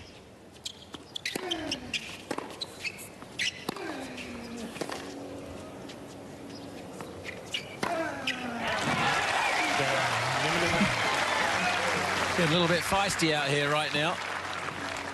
Yeah, I think he's thinking about that second set. Yes. 2-1 Nieminen. 2 games to 1.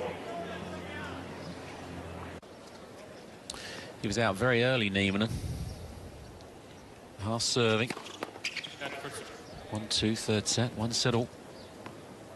He's keen to get on with it, the Finn, it seems.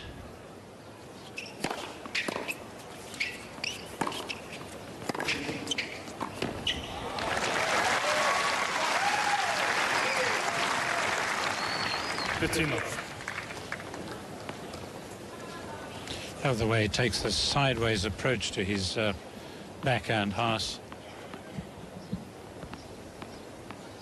Shuffles well into position.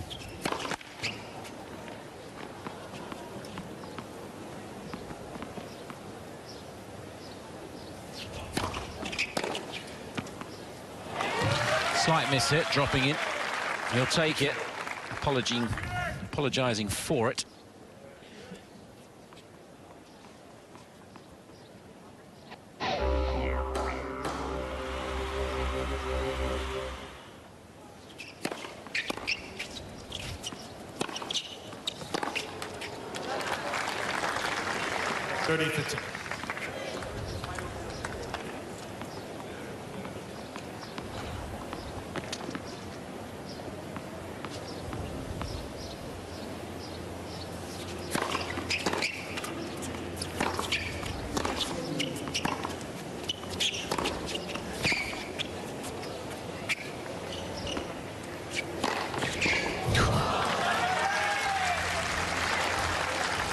Doing a lot of apologising.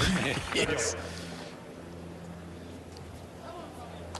Haas was too fast for his own good there, running into it.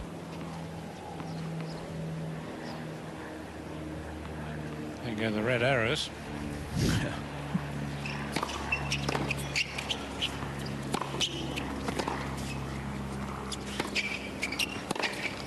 Yeah, too much time for Nieminen. He's got a break point. 30-40. He's 1 from 1 so far.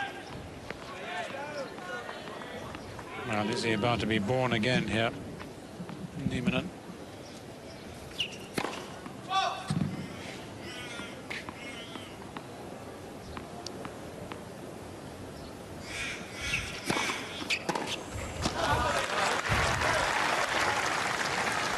Must be wondering about the second serve as daring. Yes, we got the corner.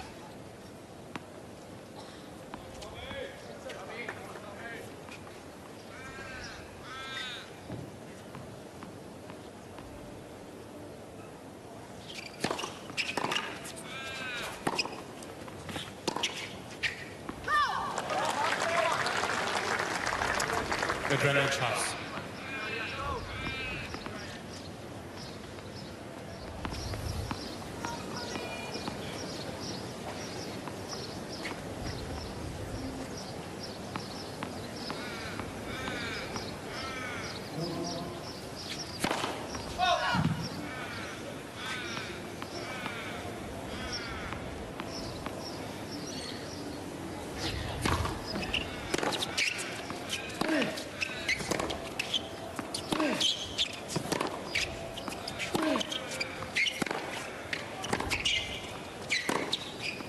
Super.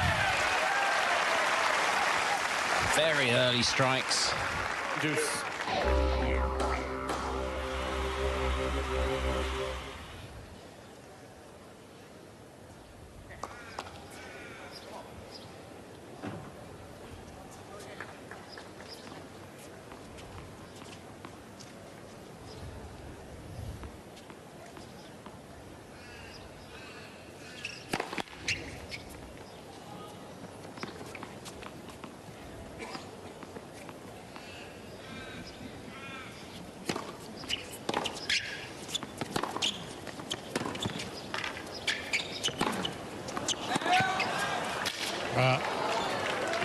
Certainly overcooked that one.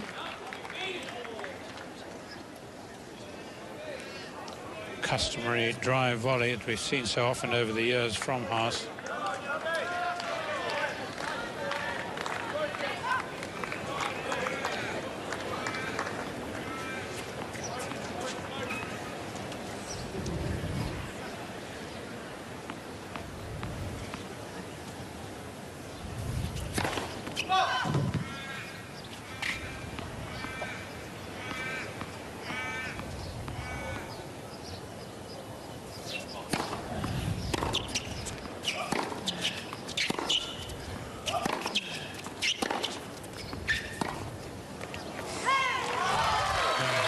It's the breakthrough for Nieminen, and he was out of his chair early. He's been rewarded. What about Jamie Baker, Jonathan? Well, bad news for British fans. I'm afraid he was 2 sets to down, 2 sets to love down against Lucas Rosol, and Rosol came through to win that one in straight sets. 7-6, 7-5, 6-2, the final score there. So Lucas Rosol safely through here to the second round in Melbourne.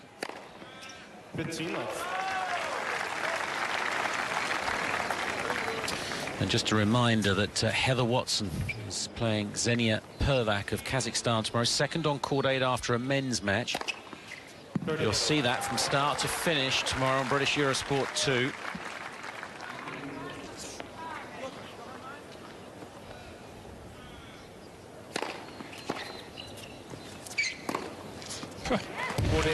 He's beginning to crack the ball. It's had a lovely sort of resonance now when strings are hitting ball.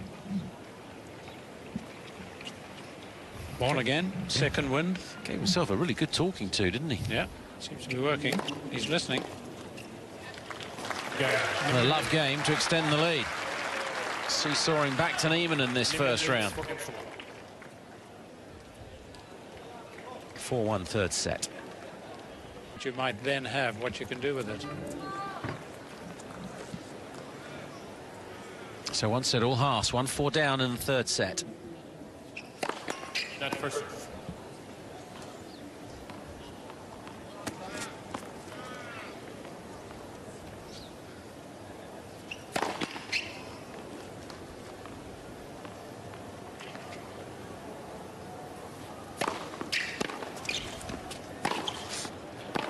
Oh, wow.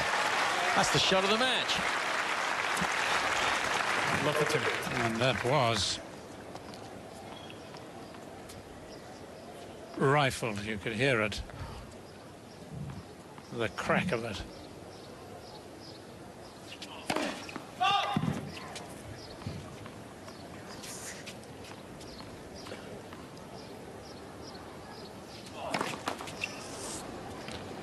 I think it was worth the bonus point. No, Haas has got to give himself a quick talking to here. Remembering what happened in the second set.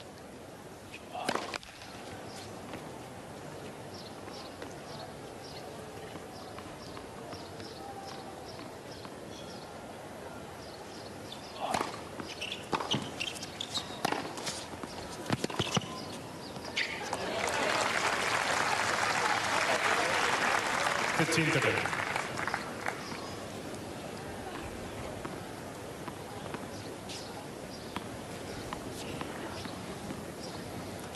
got to sound a bit like this. You did it in the second.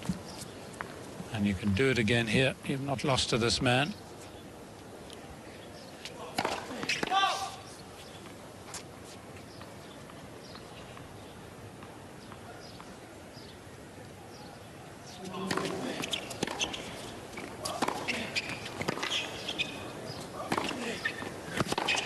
Made it.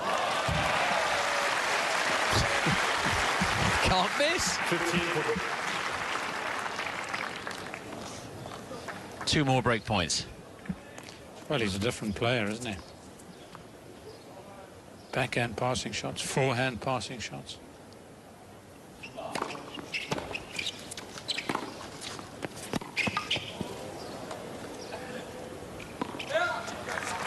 Makes you think he's got an identical twin, and when he popped off the end of the second set, the other one came on fresh. Yeah, the Bryans could do that, couldn't they? Yes. The only problem is one's left-handed and the other's right-handed.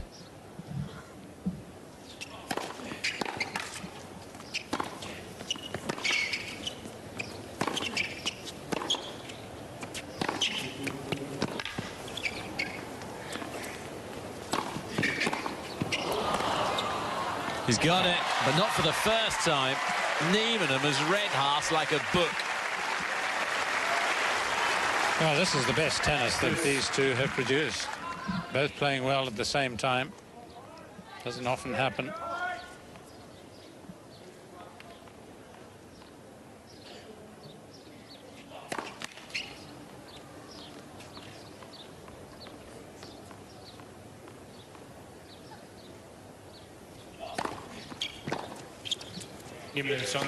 Again, stopped straight away. He was right last time, Nieminen. Yes, and I had a feeling, just as I said that about both them playing well, that he'd serve a double. And he's now saying he thinks it was in. And It was. Advantage Haas. Nieminen has 2 challenges for him.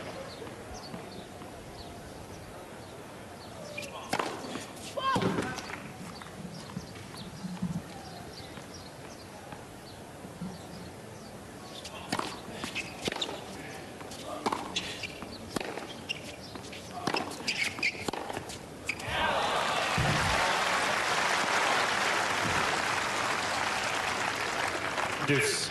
I think it's got a string attached to it every now and again when Haas hits the ball.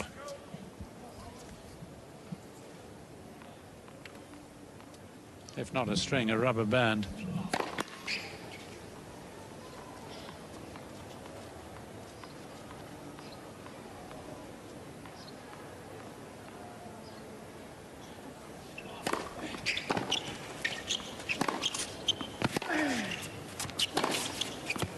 Brilliant. Right in the corner, yeah. Advantage Haas.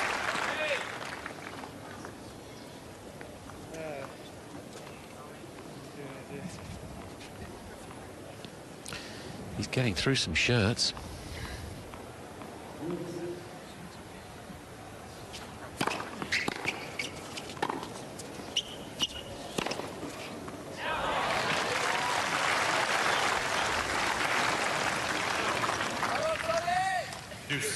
With that winner, he's just gone ahead by 1, Nieminen. Overall winners, 38-37 now. It's been that sort of match.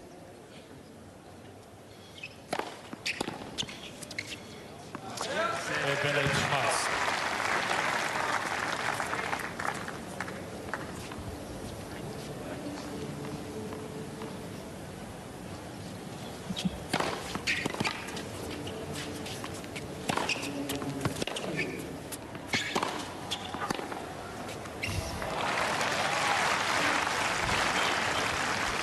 Deuce. Sort of pretty matter of fact now, isn't it? It is. You hit one, I'll hit one. Yeah.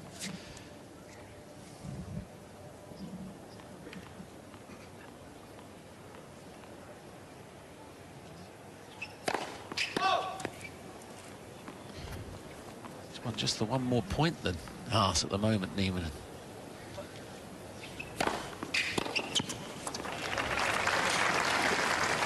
Advantage Haas.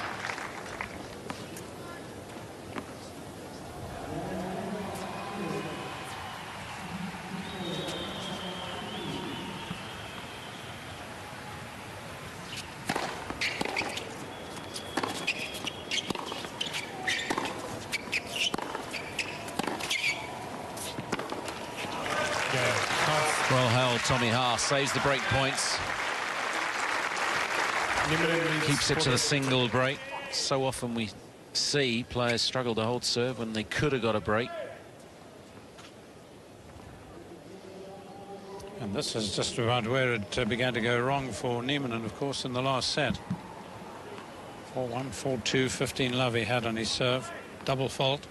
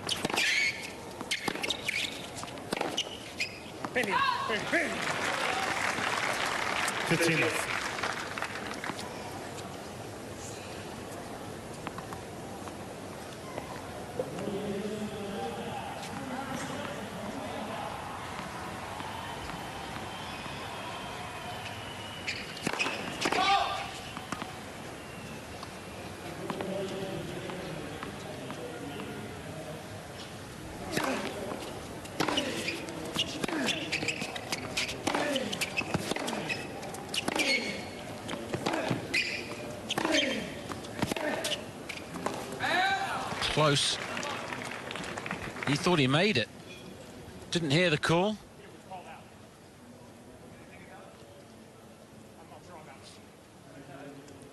Yeah, just a bit of confusion there, but he felt he'd made it when he'd hit it.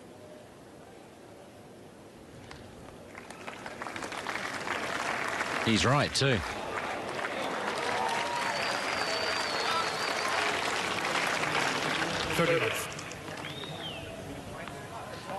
Got to play on it, Haas is saying.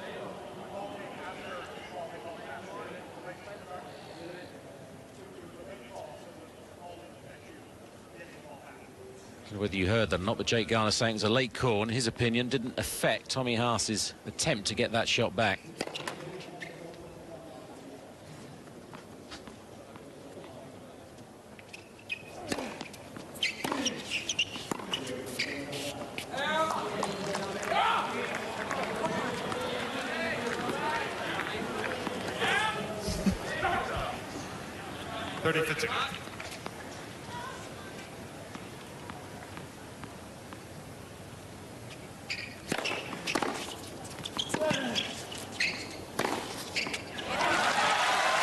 Well, he's channeling his irritation, that's for sure.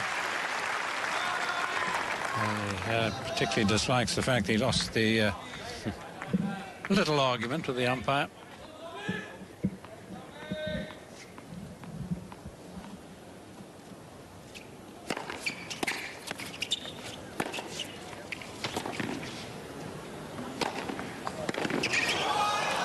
He was there too.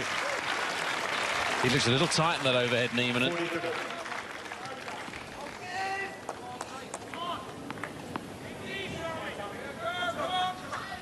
Now, will we see the wide serve? He's probably used it 3 times in the match only.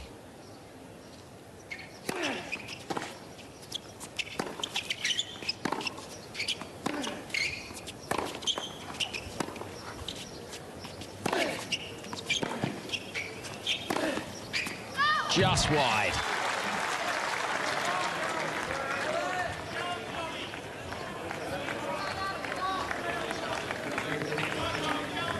Haas has jumped to the call on the left first sideline. Is that a timely manner? I don't think Jake's going to argue with it. No. It was wide. Yeah, Nieminen a game away from a 2-1 lead. Nieminen leads 5 games to 2. Haas has 1 challenger lead. Probably figured he had to give him as much time as he'd given Nieminen.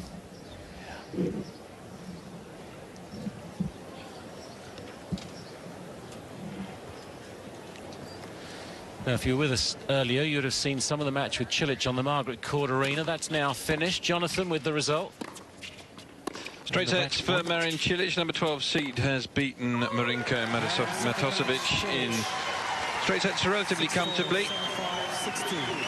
6-4, 7-5, 6-2 the score in the end. He was down at one point in the second set there. Cilic showed good character, though, to come back. He goes through in 2 hours and 22 minutes. He'll play either Garcia Lopez or Ram in the next round. They've just got underway on court 19. But Marin Cilic, who's enjoyed some successful runs here at Melbourne in the past, off to winning ways in the opening round.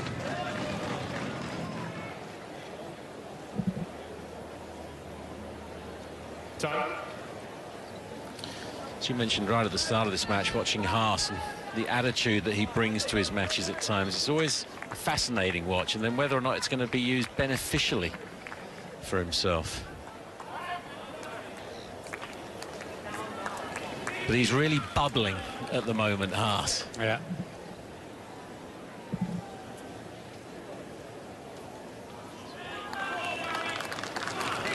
Serving to stay in this third set at 2-5, just over 2 hours now.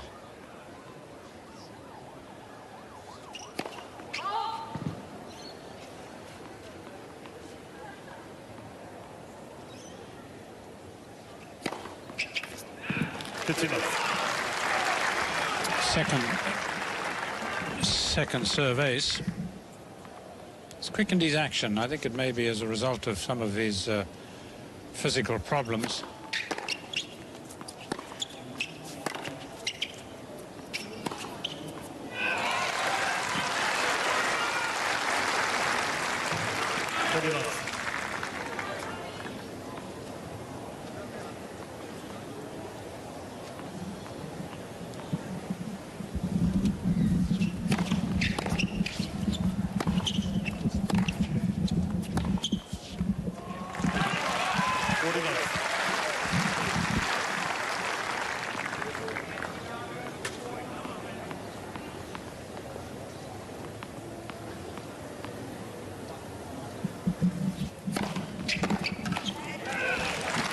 Super message to Nieminen, who faltered as we saw in the second set. He's made him serve it out. Leads 5 games to 3. Not perfect conditions, obviously, with the shadows across the court, but at least these players are very used to it, having played through the period where the shadows have encroached. Very different if you just come onto the court now, then you do find it very awkward. Not the best viewing for television either, that.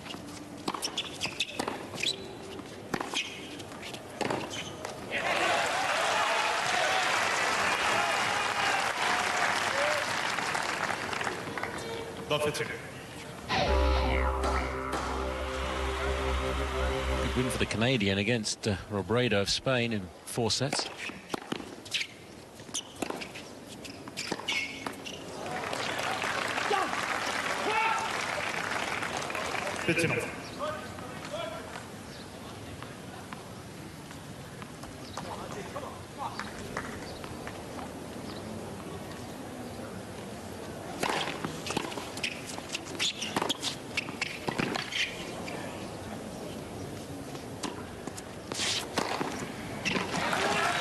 He assessed that so well, didn't he? It was like a golfer watching the ball in the air just before it lands on the green.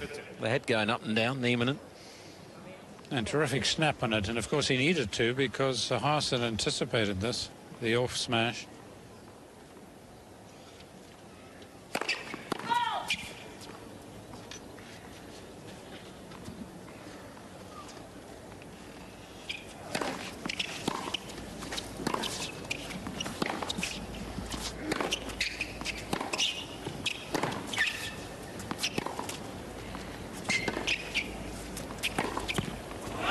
Made one.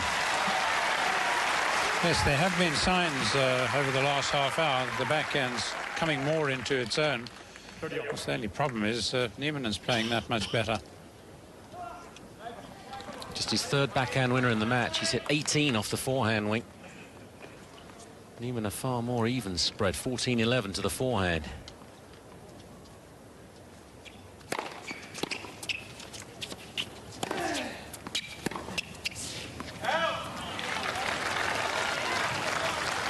Stood off it. Set point Nieminen.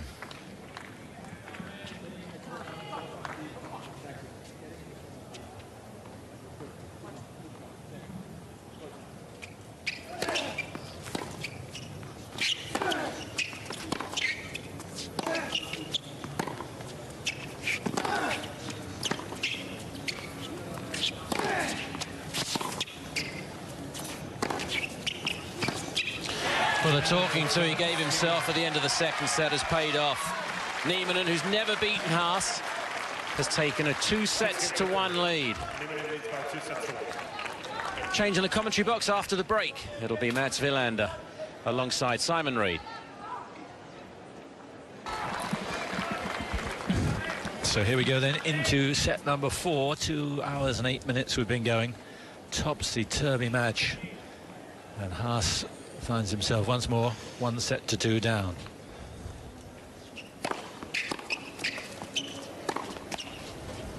But Nieminen knows he'll be no pushover Haas. He's always been a big, big competitor. You would think that he finds his backhand, because obviously he's made a lot of unforced errors on that backhand side, but he's got such good hands, Tommy Haas. He must pick his game up.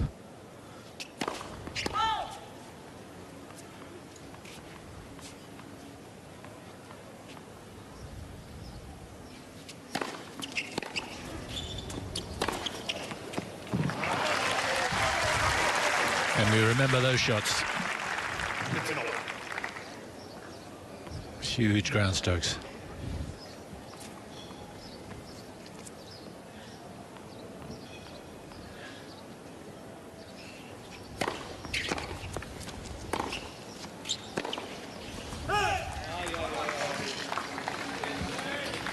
It's been a strange match, but as Chris and Fru were saying, both players have been in and out. There hasn't been total concentration all the time, and indeed, at the end of the second set, Nieminen looked as if he was really struggling to concentrate.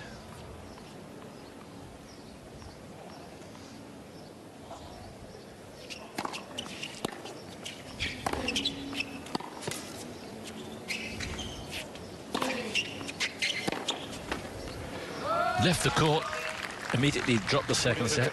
Presumably gave himself a bit of a talking to or a calming down, I'm not sure, but he came out a much better player in the third set. Yeah, Nieminen is a strange player in that way. He's got really good hands, moves well, and sometimes just goes off.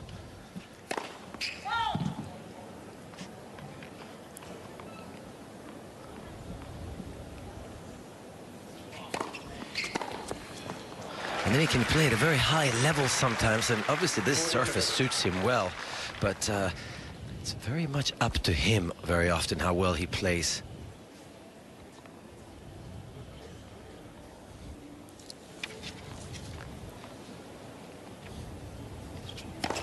That's first.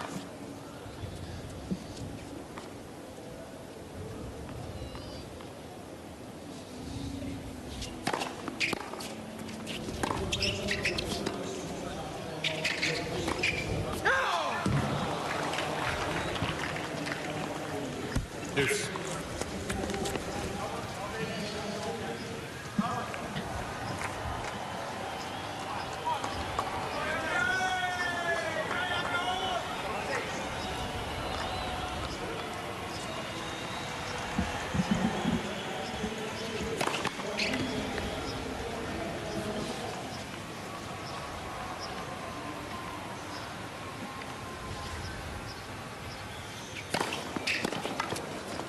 Nearly. Advantage Haas.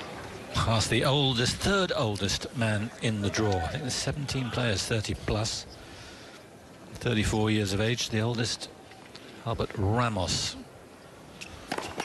That's first. Radek Stepanek is 34 too, just a little older than Haas.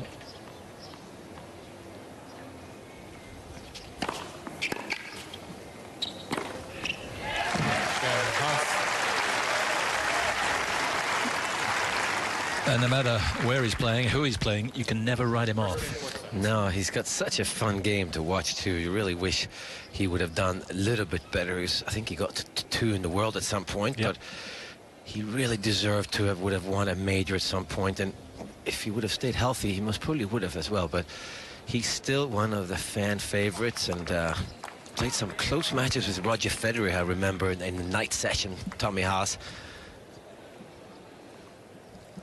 Yes, ranked 2 in the world 11 years ago, would you believe it? Wow. And he's still trucking on.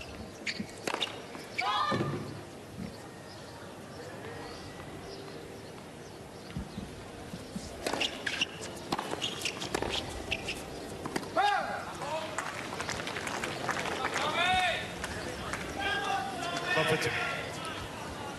Haas is semi-finalist here in 99, 02 and 07.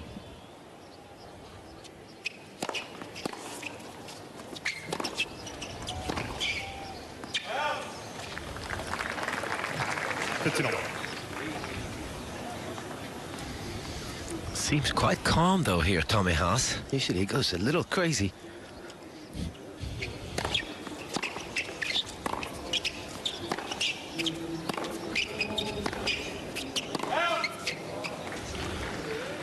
Just checking on that one, but only checking. 30-15.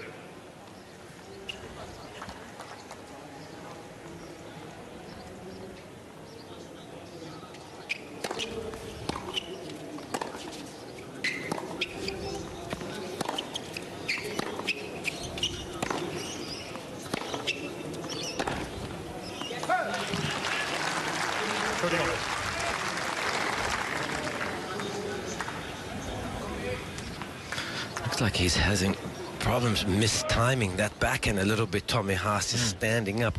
It's very rare though that you see that there's a tree next to the tennis court, and the shadow, it looks very disturbing. You get those kind of shadows at the US Open, don't you? And on court 18 at Wimbledon.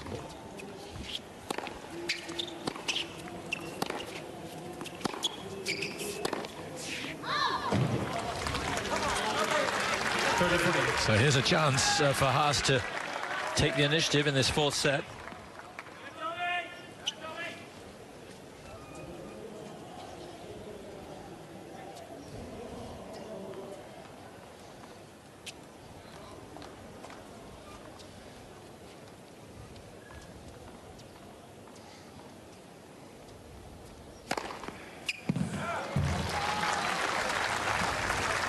Quickly snuffed out. First ace of the set, 10th ace in the match so far for Nieminen.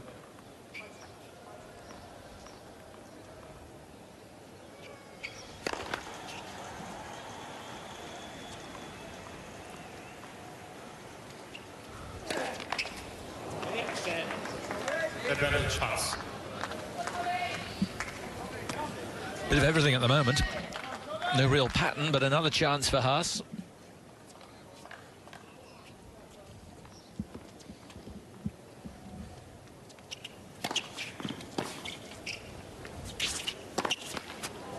No. Ebbs and flows, and they continue. Yeah, there's a bit of a gift there by Jarkko Nieminen. Saved the break point with an ace. I was going to say that must be one of the first of the match, but he's actually had 10. Usually has more double faults than aces, Jarkko Nieminen.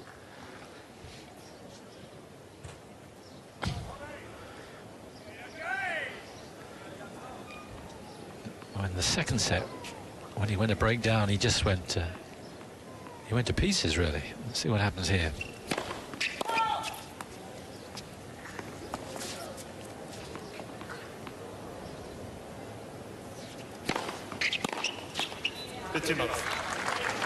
I'll say they're having problems with the shadow here, because they really seem like they're mistiming some shots. Yeah. It's that in and out of the shadow. Quite a bit down, right the way down the court.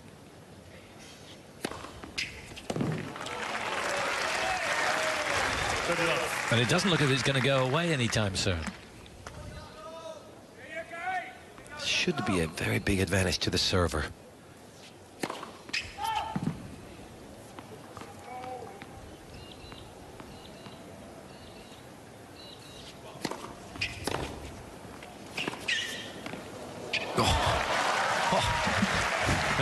Was that absolute brilliance, or was he at the fullest stretch?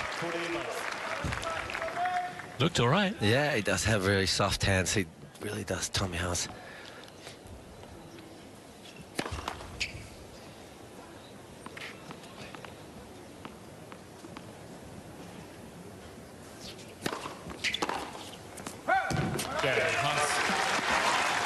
Very quickly, he's opened up a 3-love lead, and this surely has all the makings of a 5-setter.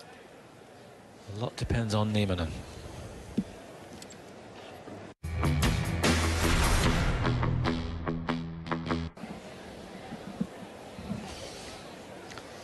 So what's going on between the ears of Jarkko Nieminen? That's the key thing right now.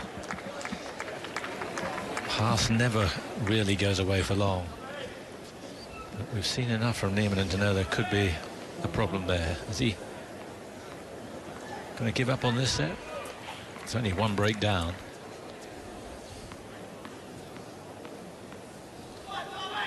Please.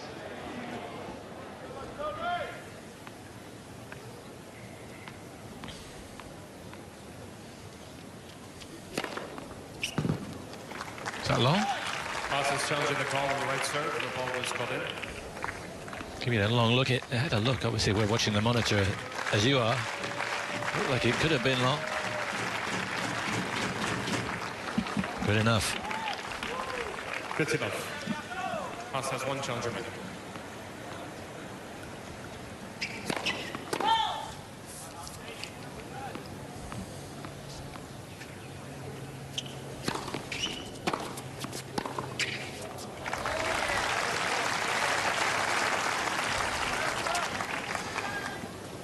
Good enough.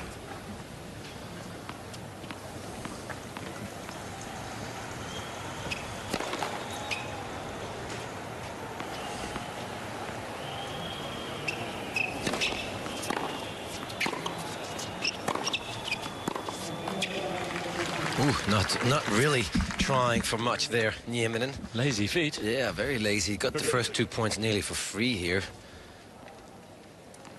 It's a very short follow through on that backhand sometimes.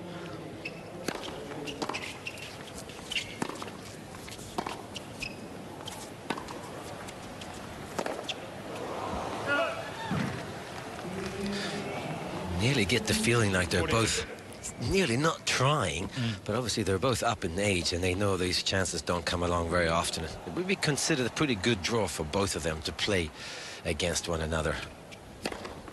Okay.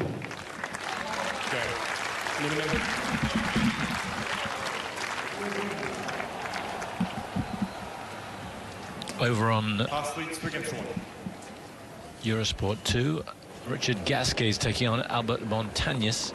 Gasquet going pretty well. 7-5 the first set, 6-2, Srilove. And our next match will be on the Margaret Court Arena. Gael Monfils against Alexander Dolgopolov's got a really good ring about that. And we'll be going to that when this match, Haas and Nieminen, is over.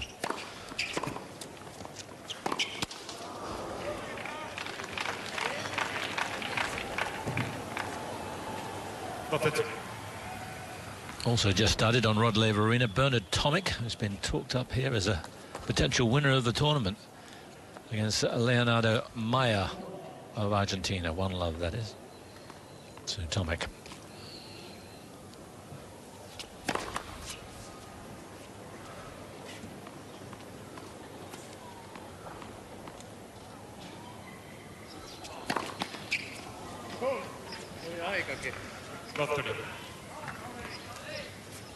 Fourth double for Haas. It's a strange feeling about this match right now. It's almost like everyone's settling for a fifth set. I'm not sure it's in the players' minds, but...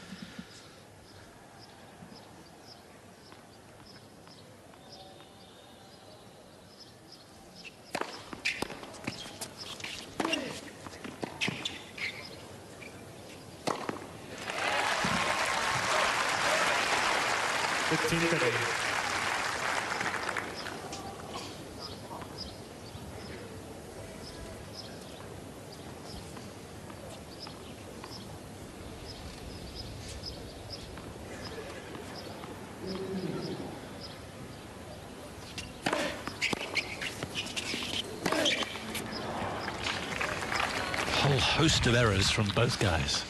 Yeah, just couldn't decide where to go with it. Sometimes when you play a left-handed player, that's the natural shot, the inside-out forehand, because you're playing against mostly right-handed players, but suddenly there's the forehand of Nieminen, and maybe he changed his mind at the moment of impact. 30-40.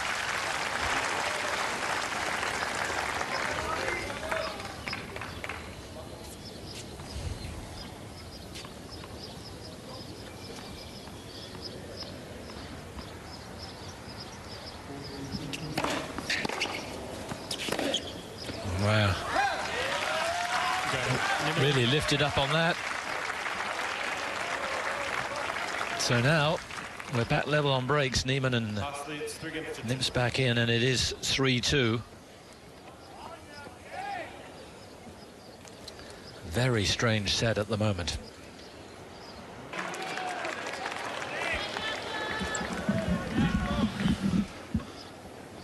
So a new shirt.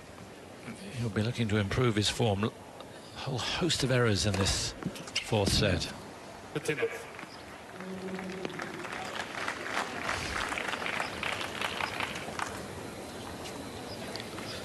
Usually Tommy Haas by now would nearly be tearing his shirt off. Yeah.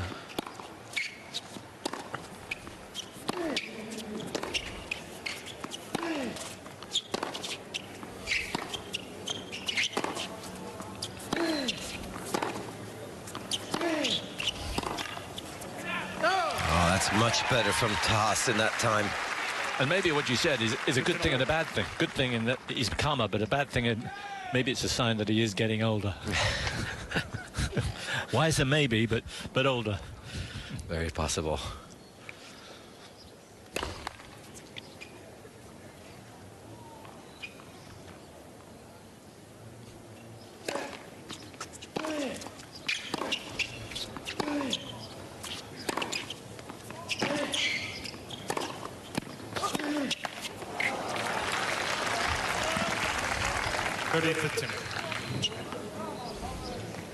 Yes, because I can remember those Haas snarls, and they weren't pretty. No, I miss them. Yeah.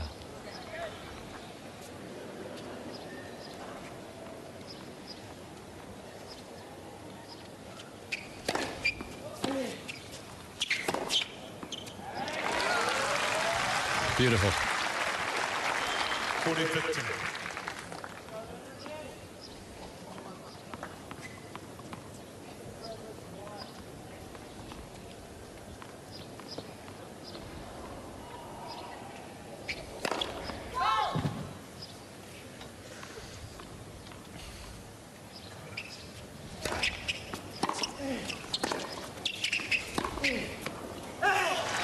He shaped for it, but it did just miss. Nieminen. A lot of that in that game, but it is 3 games each. 3 games on.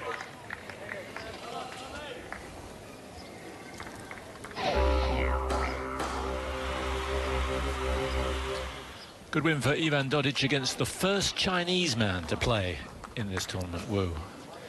A lot of Chinese women, of course, but at last someone is making an effort to get in amongst it in the men's game. But he's out in the opening round. 15 months.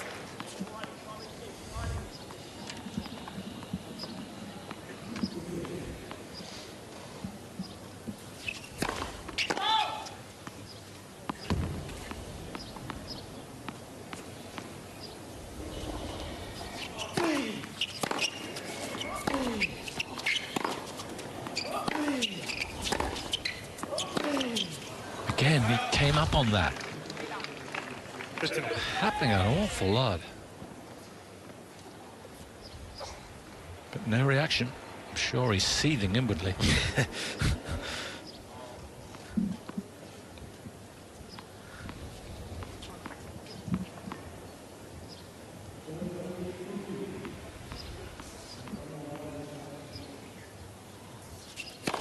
That's first serve.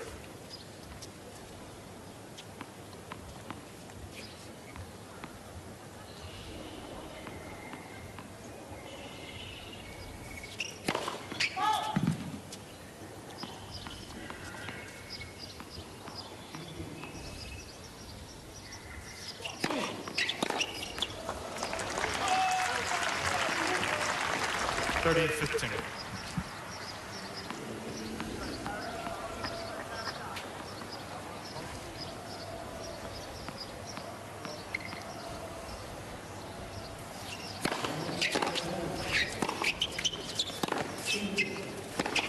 Again, another mishit.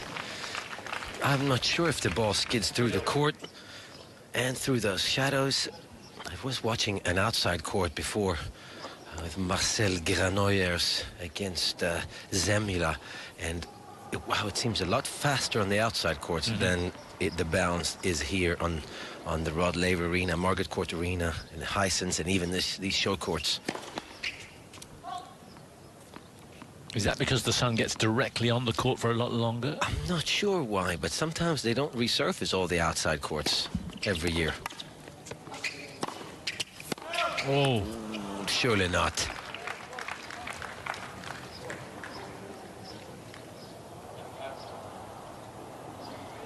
He's going to challenge, but you saw the gesture. I might as well. It's a key point, obviously. It's break point if he misses it. So he might as well. Oh, got it. The question is, does he win the point? Where will he go? 3 points. Yeah. There was a beady look at Haas as if he might protest, but he hasn't.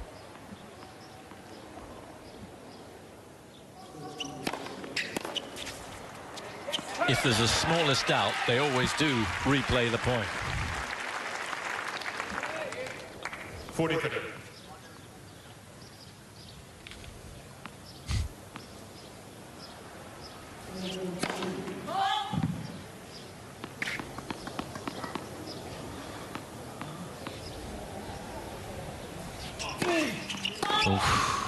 Deuce. Just not sure what's happening at all in this set. It goes one way, then the other, then some terrific shots, then a whole host of mistakes, aces, then doubles.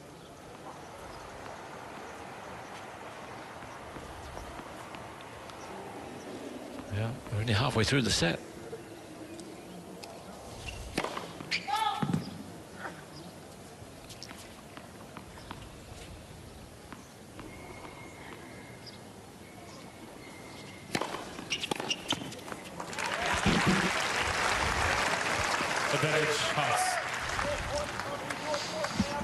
It's a big chance on the second serve after double faulting the previous point.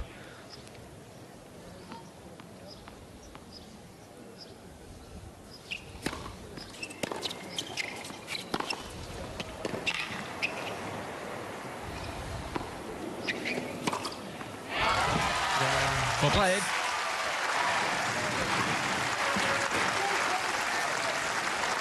Still so difficult to pick this one, but Haas moves in front 4-3.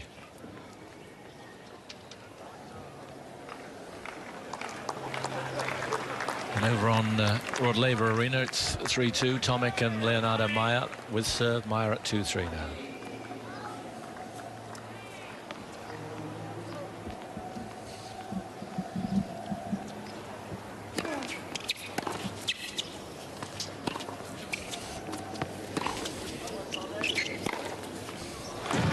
Just a bit of light and shadow now, but mostly it's shadow, so that problem should be going away.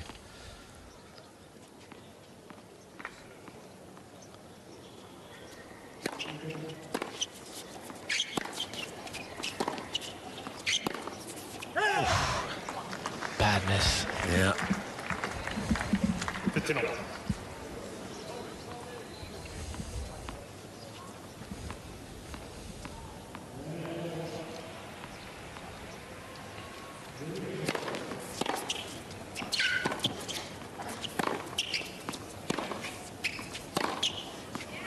Got it, I think. Yeah, didn't come up on that one, just crashed it. 15-30.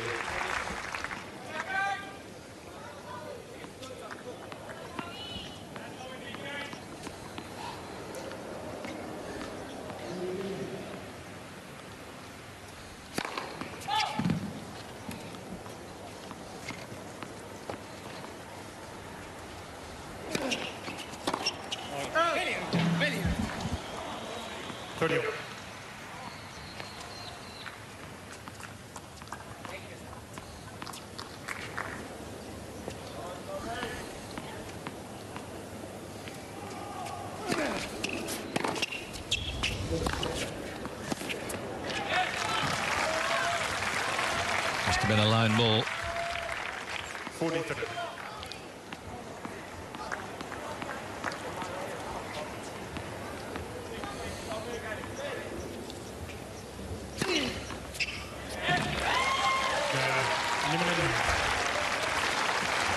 He's doing very well, Nieminen, to survive on tour for this long with a serve that very rarely gets up there over 170 kilometers. Those last two were both under 150 kilometers an hour. Yeah. That's slower than me, Simon. That's slower than my spinning serve. But being a lefty most probably helps just a little bit. Yeah.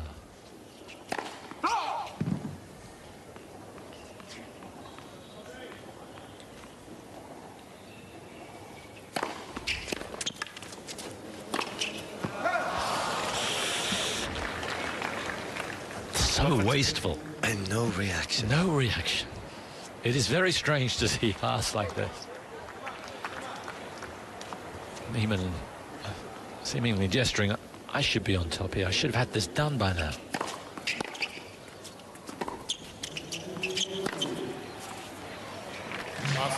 Well, Haas was the nearest to it. There was a lot of top on it. It may just have come down in time. Yeah, I think it is good. Oh. No.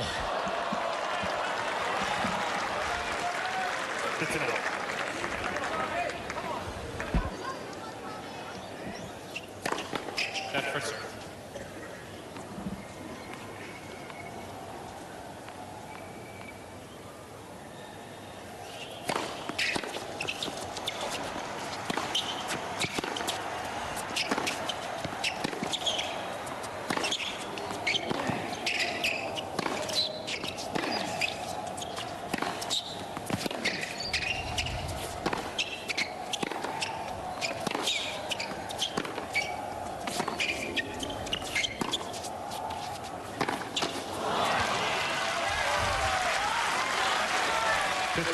Rewarded, you can probably hear those squeaky shoes. And he does a lot of squeaking, doesn't he, Nieminen? He does get the court covered. Yeah, he moves so well and nearly lured Haas back into that rally with that soft cross-court forehand. Bit of impatience there by Haas, though.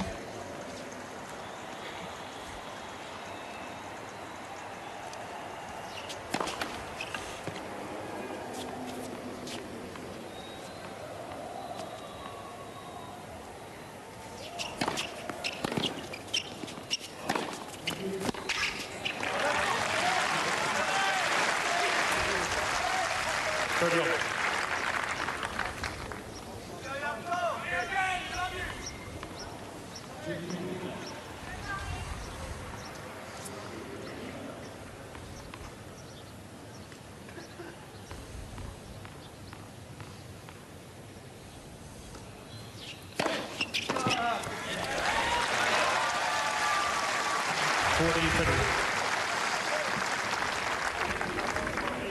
57% first serves in. They're looking to get that up a few notches.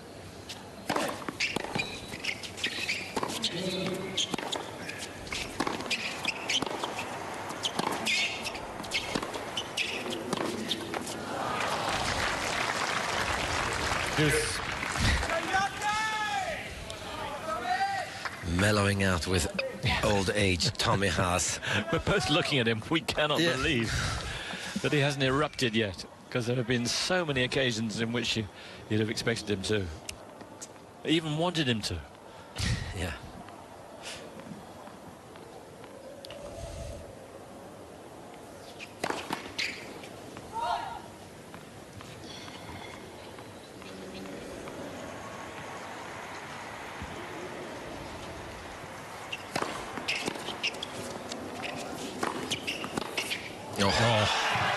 But he rather played it to him, but great instincts from Nieminen. Yeah, timing is impeccable off of both sides. He gets down so low on his knees every time.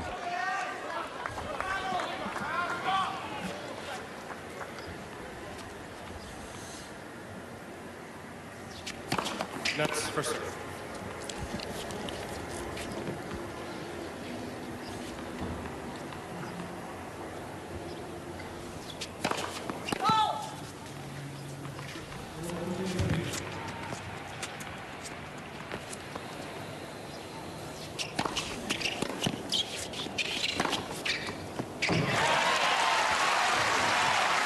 Fine way to say break point.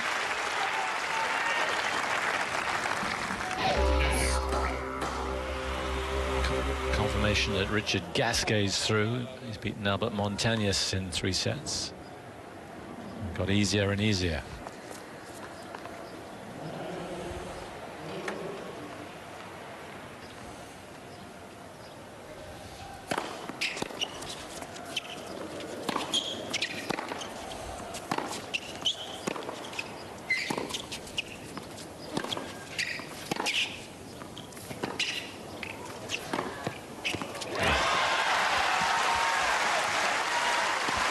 Beautiful from Haas, and the Germans, there are many Germans around this court getting very excited there. Yeah, this is a shot he has not made so far. And very well played, says Jarko as well. That's nice to see.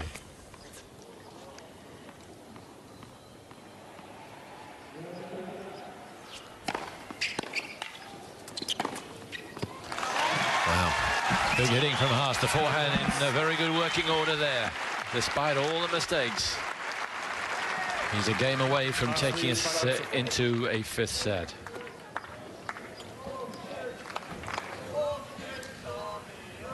Fair amount for Nieminen and de Ponder.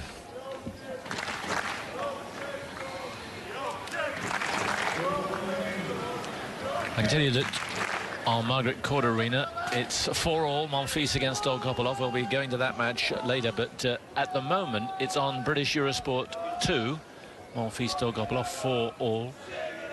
On Rod Laver Arena, Tomic has made a quick start against Leonardo Maya of Argentina.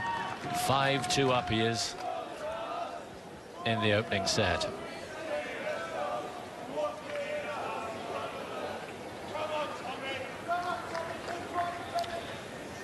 I've always felt a little sorry for Tommy Haas because of all the injury problems. Elbow, he had knee surgery, had shoulder surgery, and then I looked down at his earnings, $11 million. I've stopped feeling sorry for it. Yeah, longevity, I guess. Should have made much more on the other hand, but yes, he must be set with that, and obviously must have had good endorsements as well, you would think.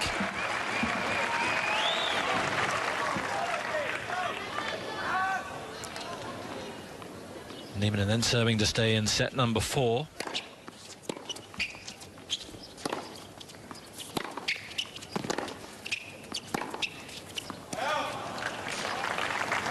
It's enough.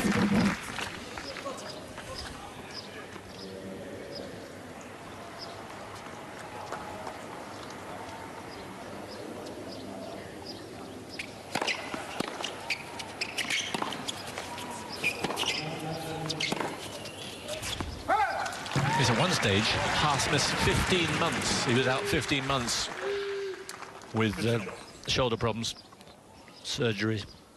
Surgery then went wrong, then was recorrected. To come back from that, terrific.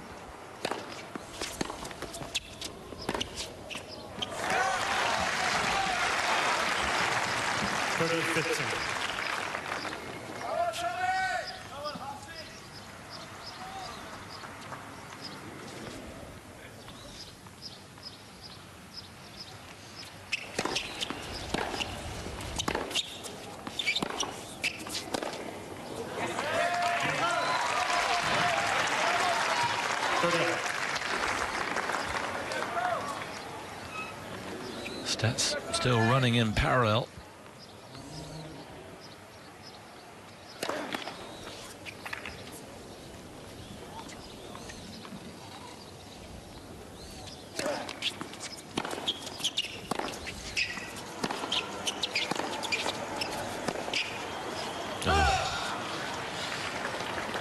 What a horrible miss. 40-30.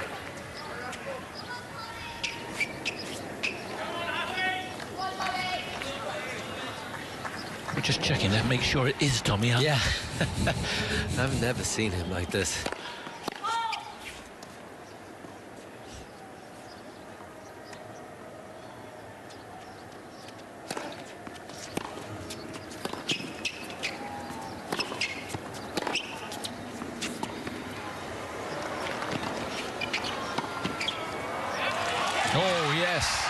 exquisite touch. Thought he was running himself into a problem. Yeah, right here, Nieminen. The safer shot would be to bunt it down the line and give Haas less angles. Also, it's the worst shot, you would think, the Haas backhand compared to his forehand. But well played.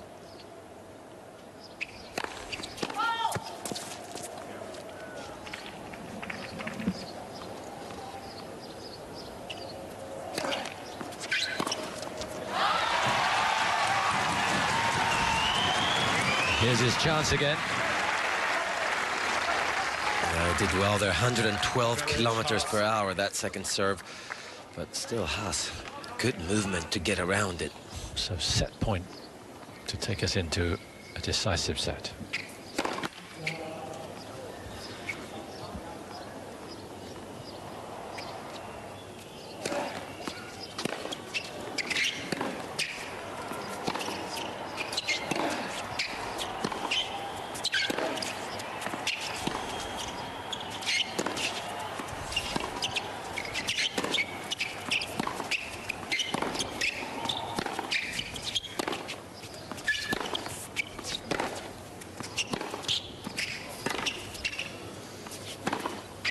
No. Haas pretty passive. Then it looked like he was working out a winning situation. It seems pretty clear, though, that they were really bothered by the shadows on the court before, because suddenly they're hitting the ball clean in the racket. They're just pulling out, or pulling up on some of the shots, because I guess because of the score line.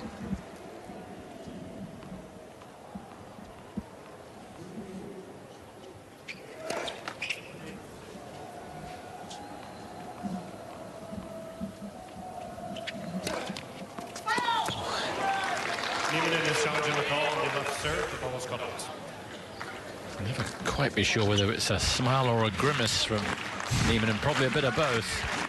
He's way wrong with that. And Haas has got another chance Advantage Haas. Nieminen has 2 challenges for the set.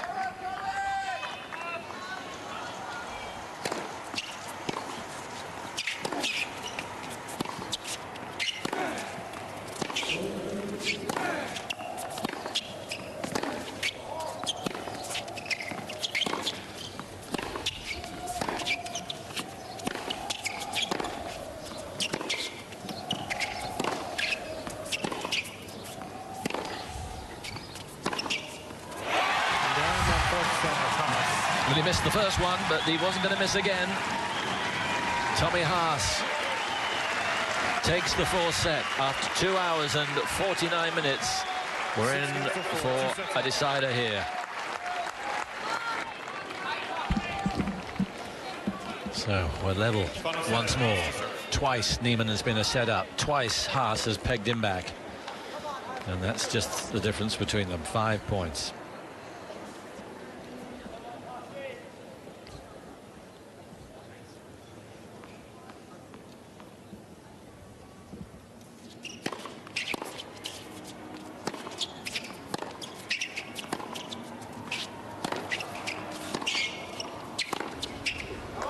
You've got a gut feeling about this match? I do now. I was just going to say that my money now has to be on Tommy Haas, mainly because he does get a few more free points on his first serve. Nieminen really lost his service rhythm at the end of that 4th set.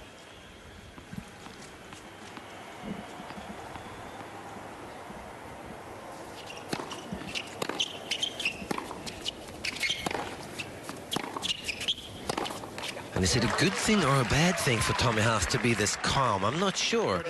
As a betting man now, I'm putting my money on Tommy Haas. I like that he's not too fired up, because I know he's going to be there to the end.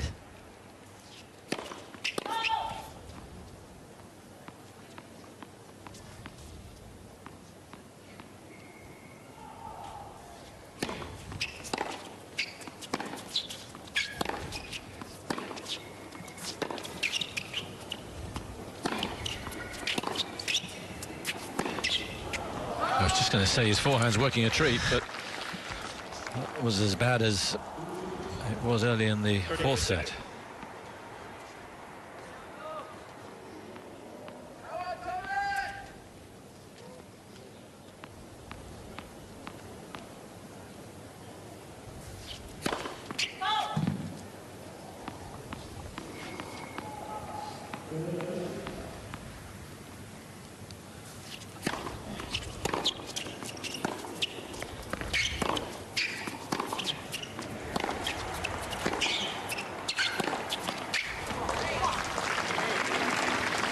2:15.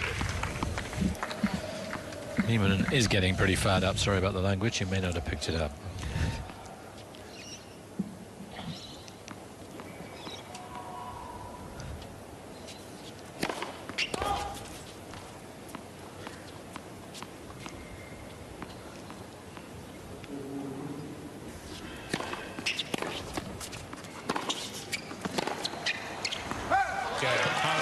And it must be a tough thing to deal with. I mean, he knows that this is way from being Haas's best. Haas hasn't played well at all. Twice Nieminen's been in front, looked to have had the match, and yet look at the scoreline now. He's behind. Yeah, and maybe that's the reason why Tommy Haas has played, in his own eyes, maybe a very bad match, so to speak, and that's why he's not getting angry about it. And for Nieminen, that would really help him, I think, if Haas got angry. But I still look at that number 19. He's seeded 19. Means he's ranked 21 in the world, would he be? 2021? Yep. Incredible comeback. 21. That's just amazing.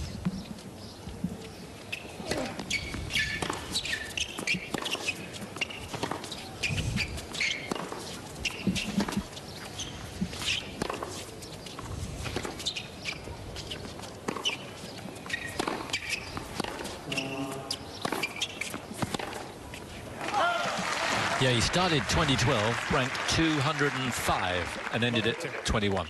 So he must be Rookie of the Year. I wonder if it was a Rookie of the Year last year. I can't remember, but sounds like it to me. Yeah.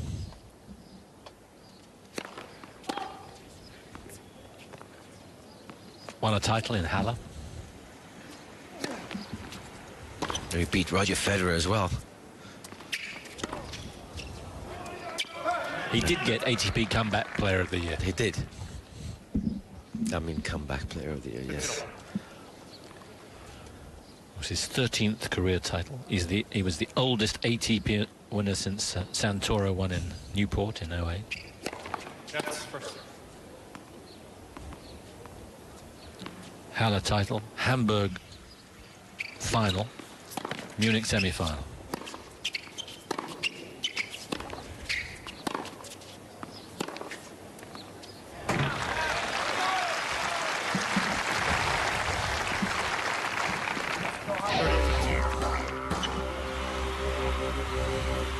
Good win for Liu of Taipei. Tough one there against Ruben Ramirez Hidalgo. 6-1 in the fourth, though.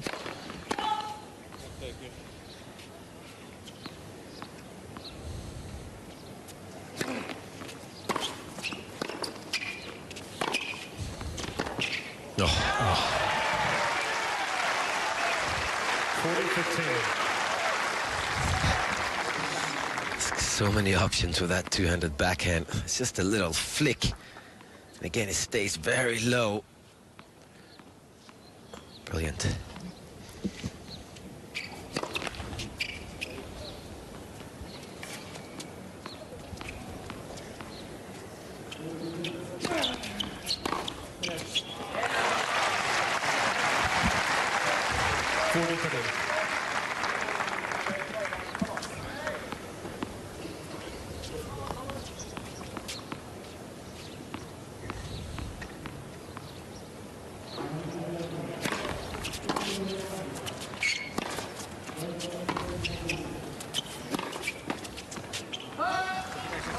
Careful.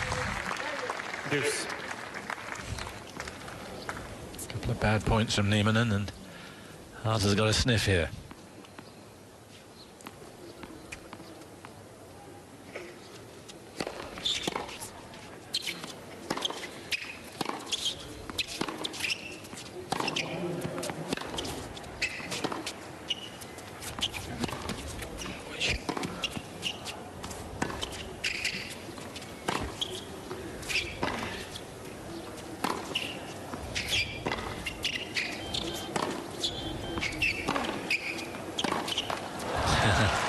He nearly fell over in the middle of that rally, Nieminen. Yeah.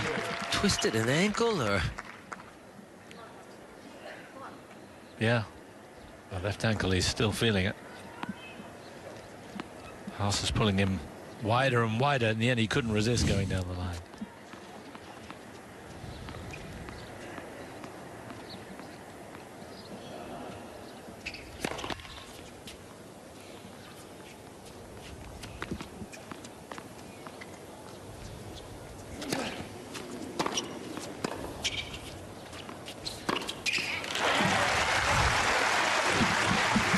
He's so deceptive, Nieminen, isn't he? Because quite a few of his shots he plays with no backlift at all.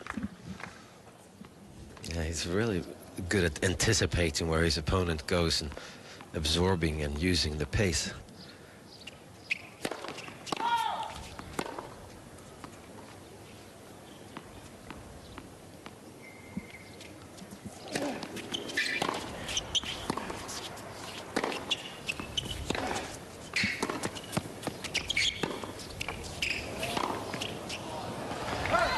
Well, he was lucky, but Haas didn't really adapt there. Not great footwork from the net cord.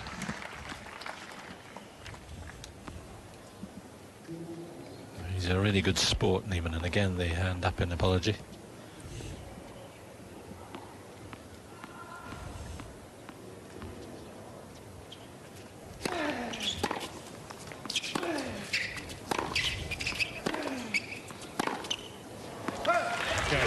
Yeah, there was just a hint of a gesture there from Haas of frustration, and right that there should be. Yeah, it's when he should go with that forehand down the line to Nieminen's forehand. That's the choice he seems to struggle with, and the execution of that shot.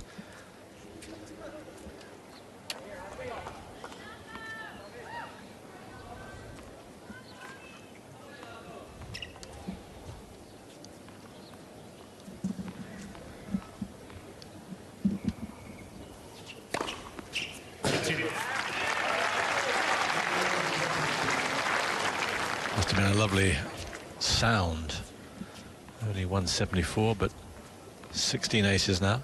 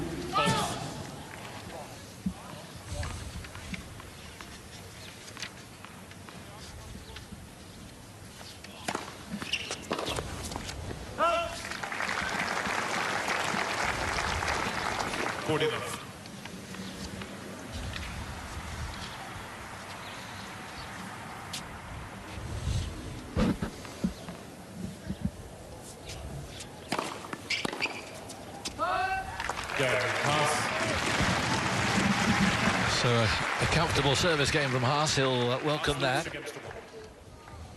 Once more he nips in front here. 2-1, fifth set.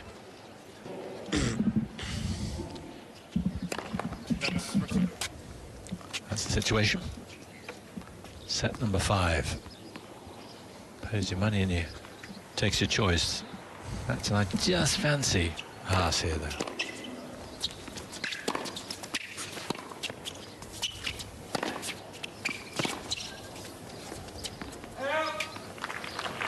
I'm sure he's lost a good few matches in this kind of situation, but you have the feeling that he's got the mental toughness to see this through.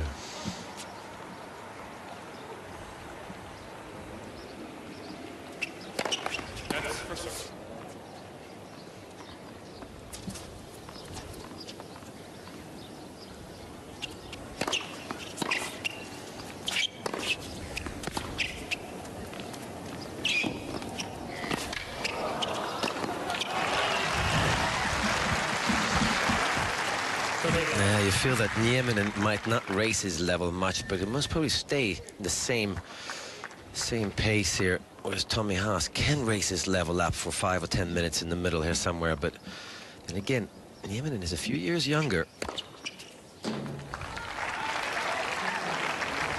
40 love.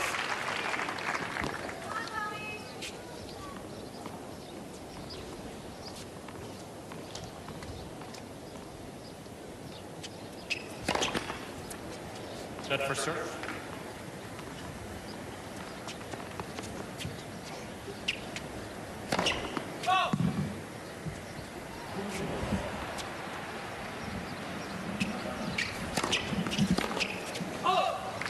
Okay. Nieminen.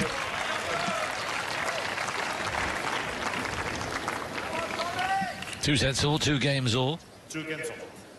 Tomic is a set and a break up, 3-2 up against Leonardo Maya on Rod Laver. On Margaret Court, 6 games all, and it's 6 all in the tiebreak. Monfils and Dolgopolov.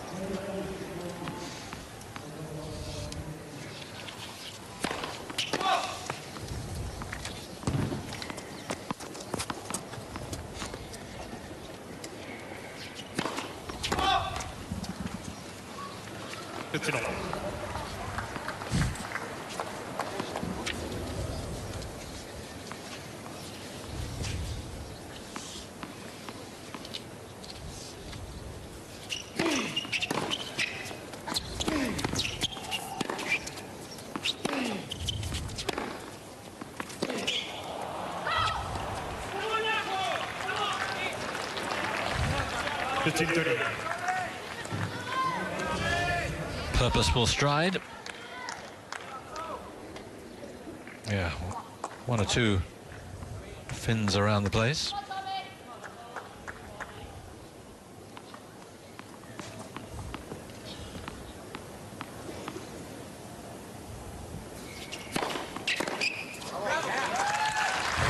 Punchy serve. 197.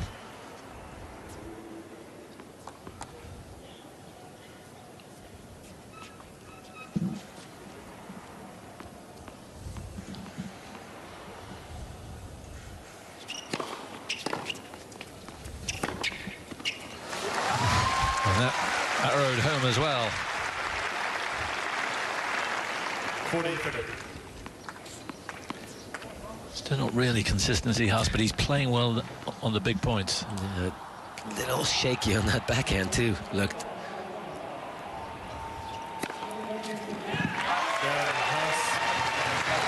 And he picked himself up from 15-30 there. And the first 5 games of race through in just 18 minutes in this deciding set. 3-2.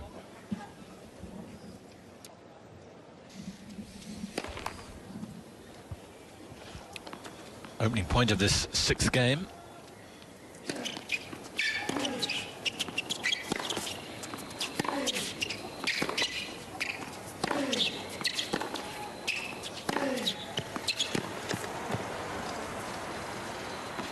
Yeah, it is much cleaner hitting now, isn't it?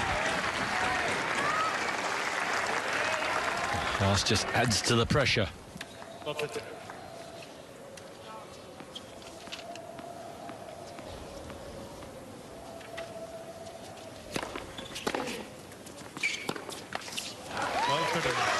Nieminen adds to it further. Yeah, he can get very quick between points, Nieminen, when he gets in these situations. Also, he has to make a choice on the first serve because he doesn't really want to hit a second serve now.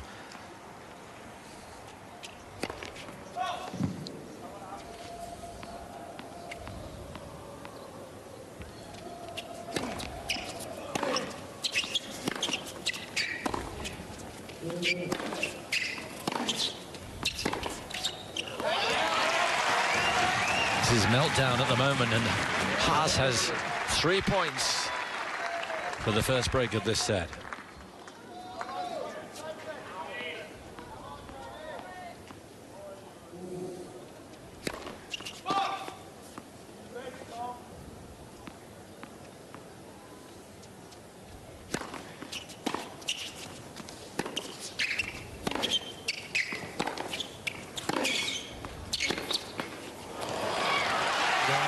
Haas breaks with some ease.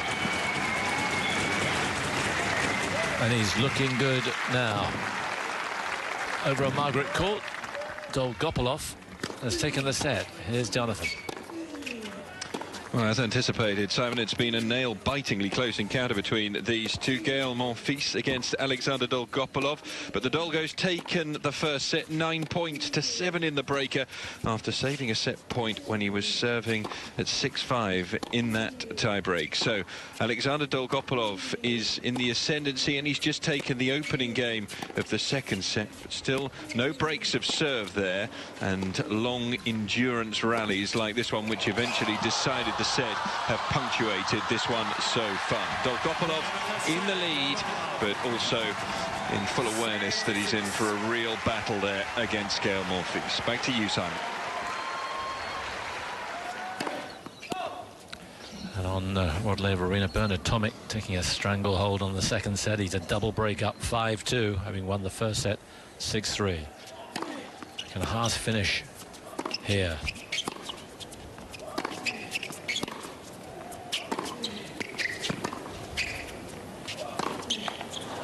I was going to say the mistakes which littered the fourth set have gone away, and then that. Yeah. It's getting close now, and there was a reaction. It would be criminal to throw it away now.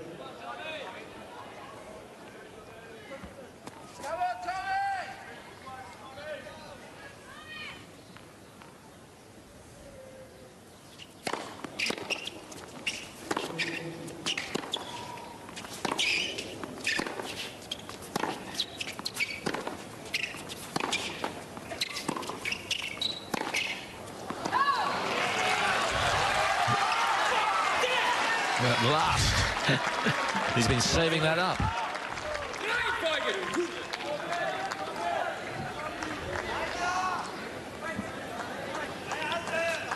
Huge chances now for Nieminen to get back in this.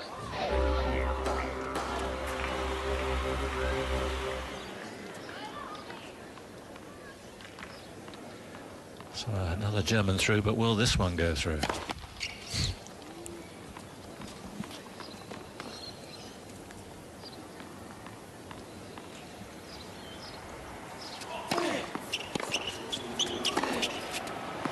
That's horrible.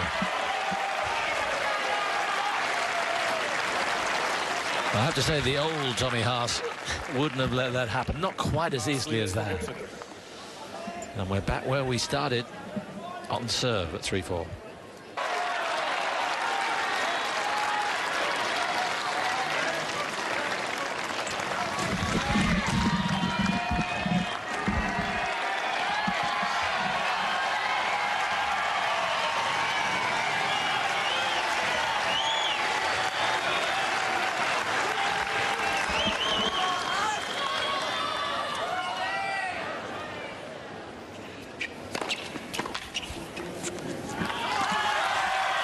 And now it's Nieminen with his tail up. 15 love.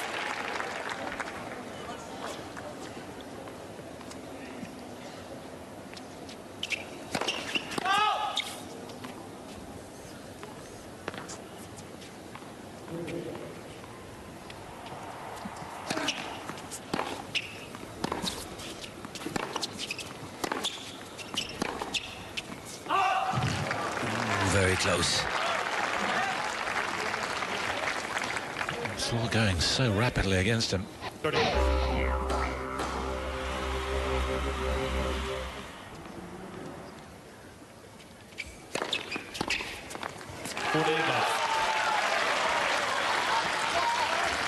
He's been handed a lifeline, and it looks like he intends to latch onto it.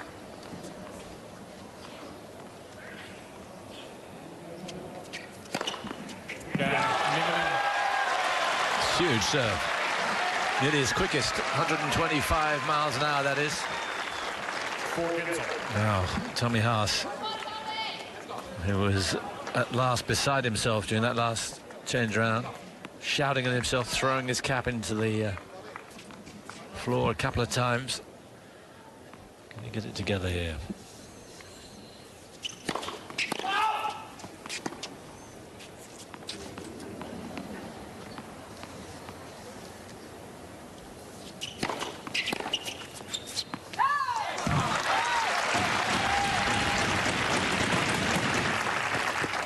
Continue.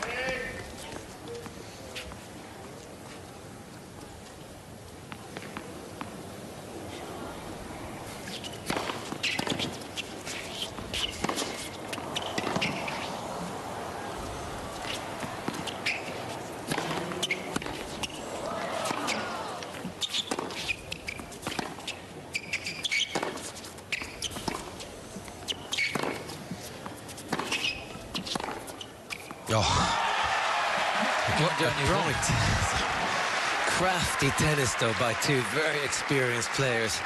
The way that Nieminen threw that lob up and got back in the rally. A couple of knifed, sliced backhands. And then this on the rise backhand down the line by Nieminen. Brilliant stuff.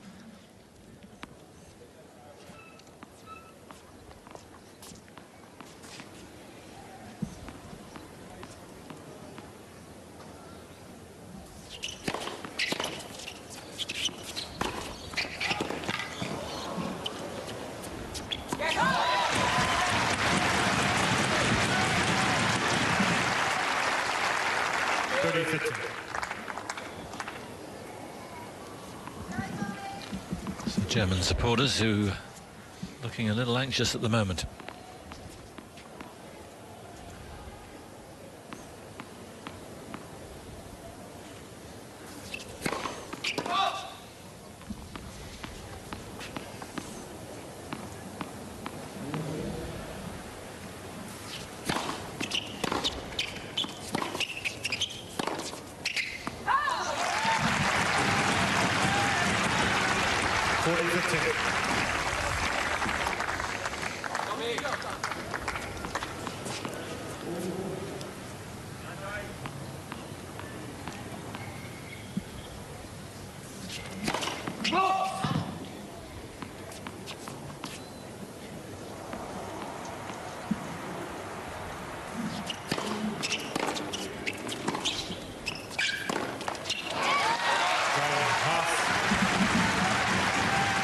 Magic's over. He had a 10-minute wonderful period in Nieminen, but that seems to have ended, and Haas is a game away from victory. So this is it then. Nieminen serving to stay in the match. The Germans here are getting quite rowdy.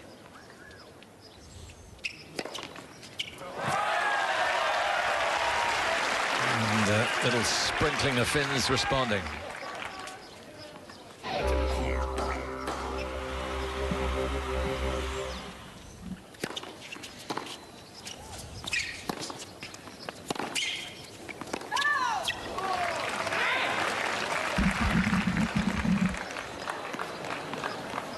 Haas has shown to the goal on left baseline. The ball's got out.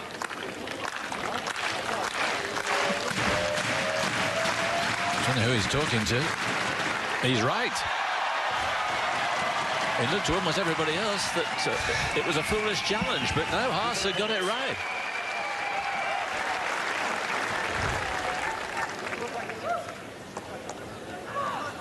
Just starting to lose it just a little bit here, Tommy. And maybe that's what it takes, though, to pull away from Nieminen, a little fire.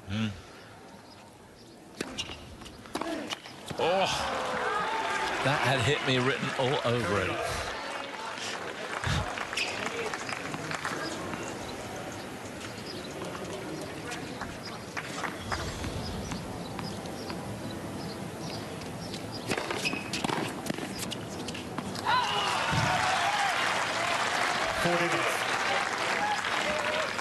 I think that racket could be in danger. That might just be his last one. That's what I'm trying to think.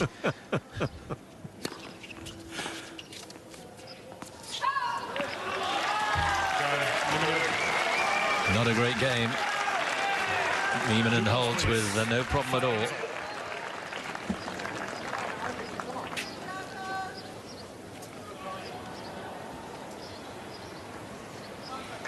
Three hours and 23 minutes have been going, and that's the difference between the two players.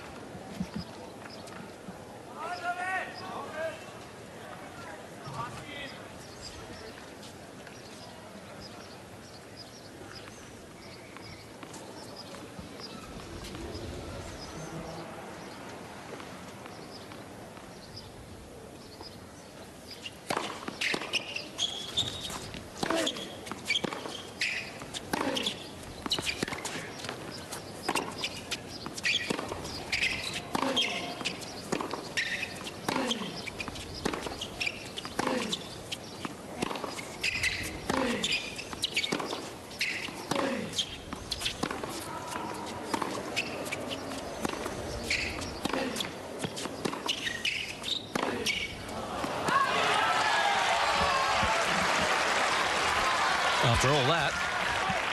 Love the team. Nieminen at his best, though, when he gets into rallies like that. Doesn't give you much to hit off of. Plus, he can counterpunch at any time, moves well, stays deep, and is left-handed. So, really important for Haas to get a free point here on the first serve.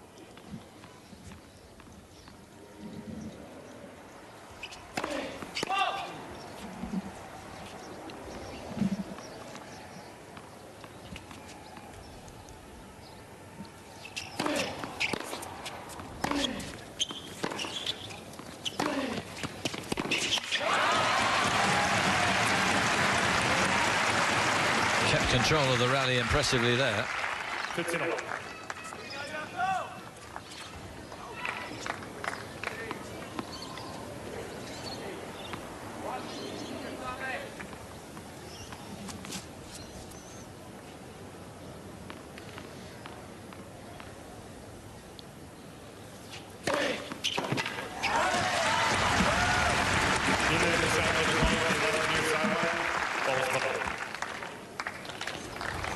Jake Garner in the chair.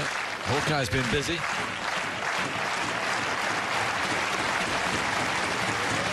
Gosh. 30-15. They can't even call that one out in Finland.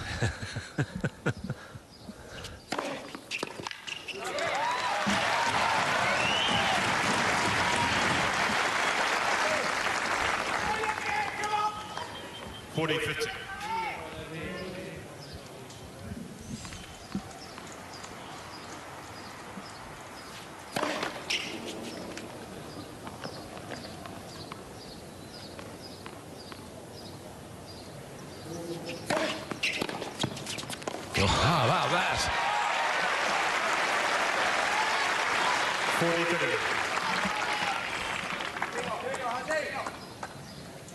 40-30. He's lightning fast, 31 years of age, but instinct still very much with him.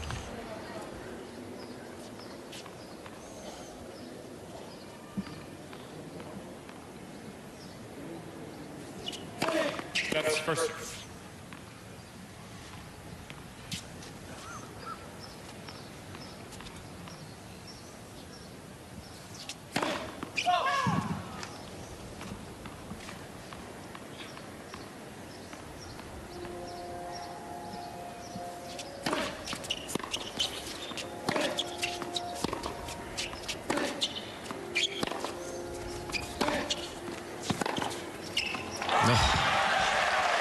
So quickly into position.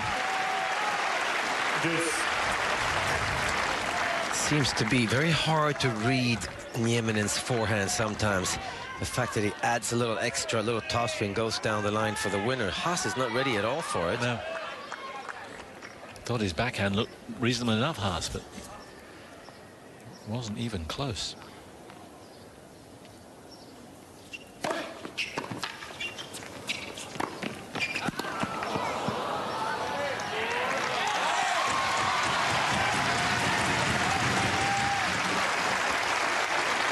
Advantage Haas.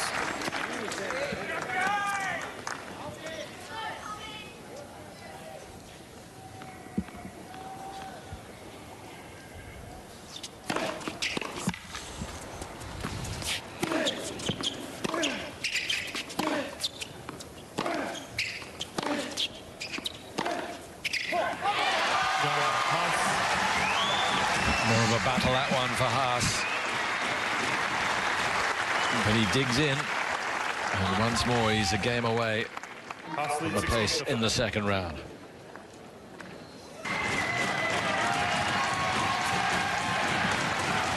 Three and a half hours exactly we've been going now.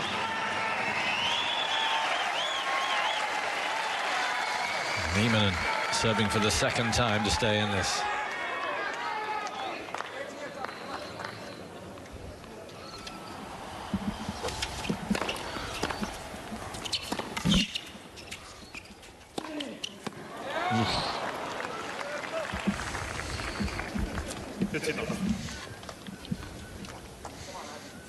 It's a bad miss on a huge point.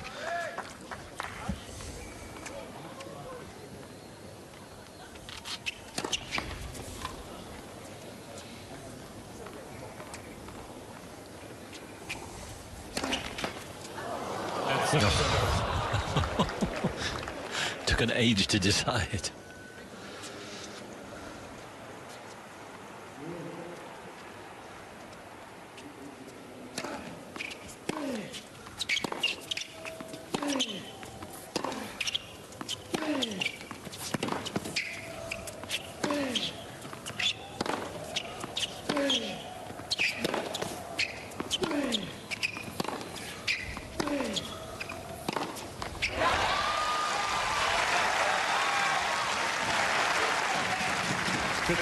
Nieminen tends to win rallies like that.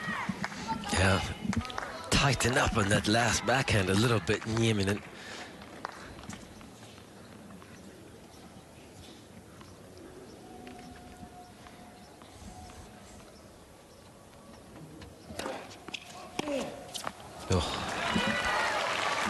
He's moving backwards before he hit that return, Tommy Haas. It's hard to know how hard he's going to serve the ball.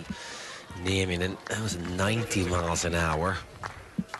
Previous one was 80 miles an hour.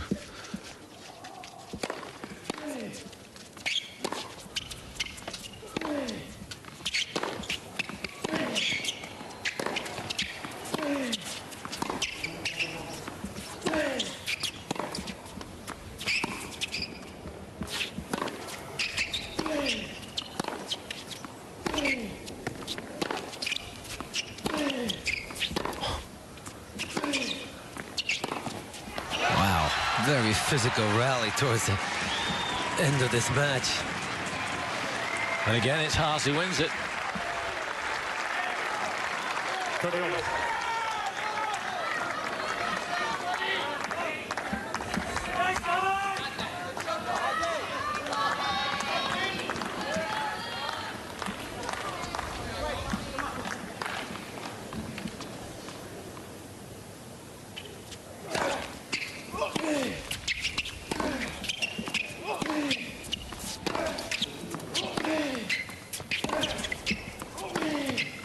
Nailed it.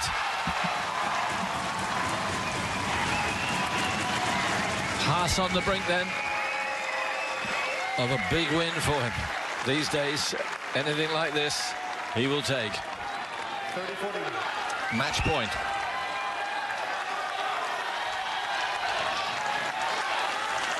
Please.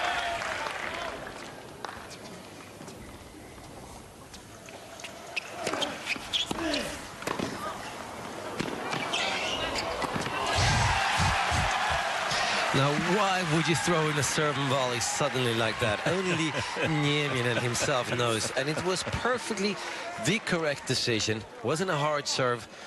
99 miles per hour, good volley, easy put away, well played. So match point saved.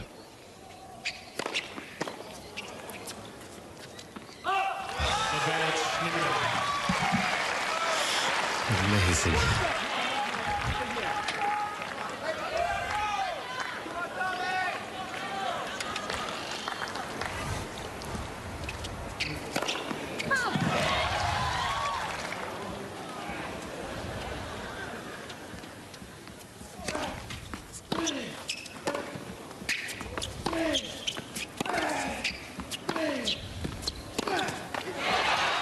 Haas is still after him right here, right now.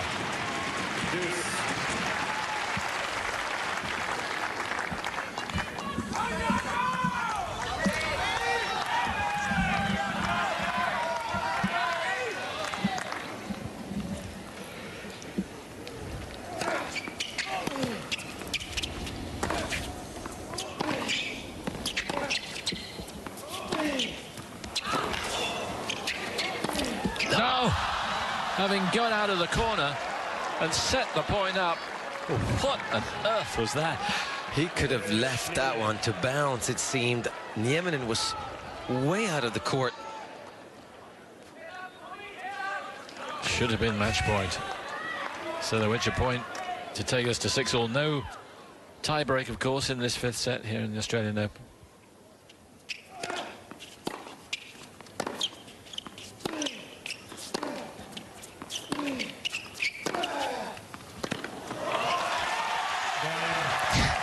We go on it may go on some time.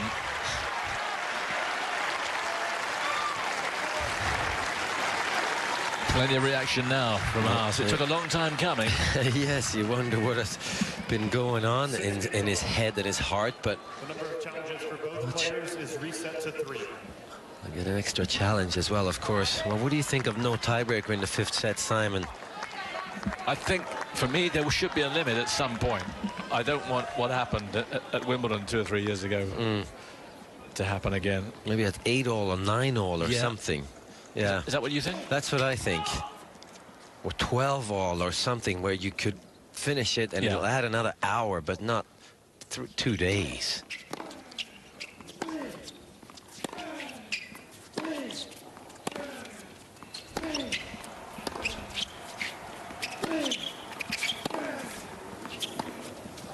Oh dear. Yes, because Isner Mahou for me had curiosity value. That's all it had. Yeah, eventually it was nothing. The level was low, and we knew that the winner couldn't go on and win another match afterwards anyway. Crazy.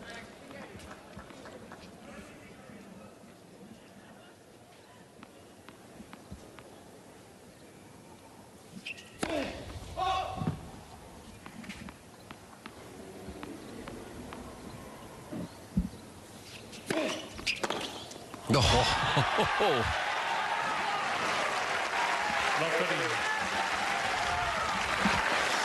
31 years of age, but you sense that even when he gets to 60, he's still going to be able to play shots like that. He's so unpredictable off of the ground and in his own service games, Nieminen.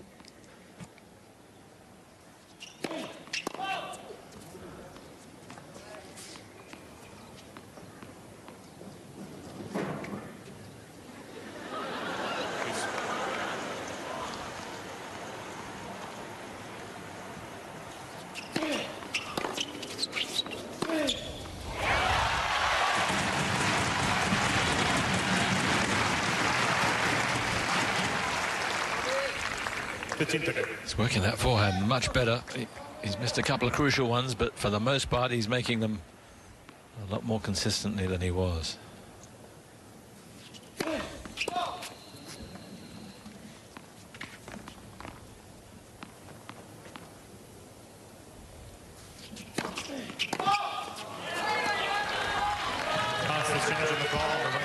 Well, he's got 3 challenges left, so he might as well use them.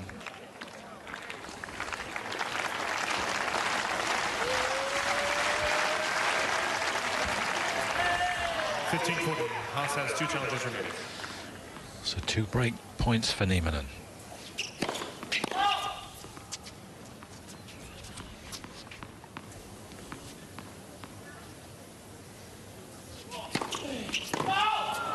Oh, Tommy Haas. Haas is challenging the ball on the right serve. He's challenging it again, but it did look long. Oh. Not even close.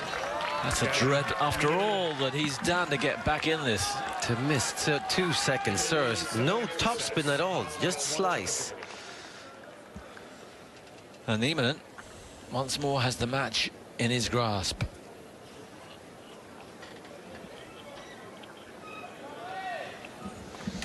Keep you right up to date with what's going on. Dolgopolov and Monfils, that's 5-all in the second set. Dolgopolov taking the first set. That's on British Eurosport 2 right now. And Bernard Tomic and Leonardo Maia 3-all in the third set. Tomic taking the first 2 sets 6-3, 6-2. The way this match has gone, you still wouldn't write it off though, Mats, would you? No, it seemed he took a few calculated risks there, Nieminen, to stay in, especially on that match point. But for some reason, I see him as somebody who's going to try and play it safe now and hope that Haas gives it to him. Here we go then. Quite impressive, though. The standard has gone up towards the end of this 5th set. Yeah.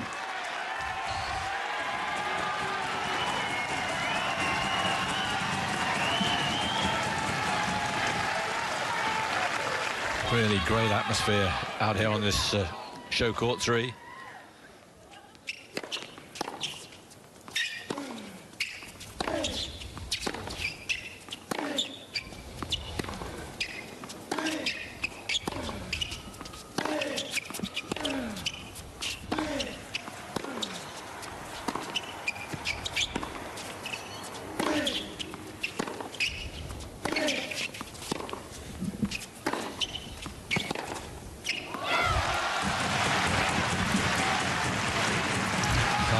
digging in once more. Yeah, and Nieminen being very passive throughout that rally. As a couple of times he could have hit his backhand. Please.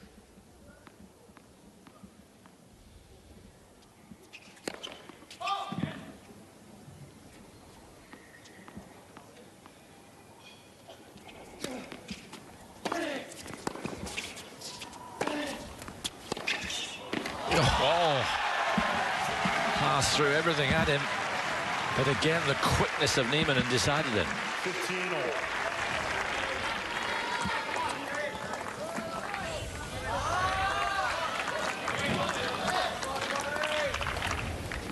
So many of the stats are almost identical, if not identical.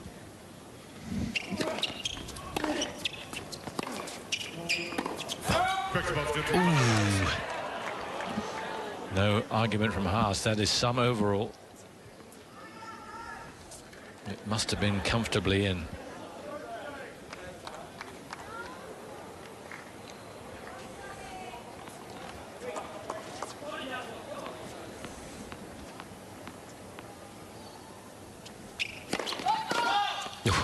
Full. What else is new?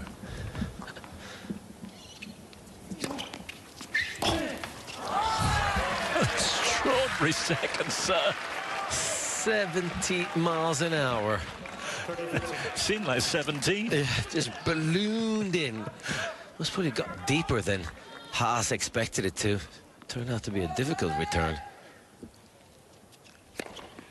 14-15. So it's on the line now for Jaakko Nieminen. 2 match points for the Finn, having saved match point.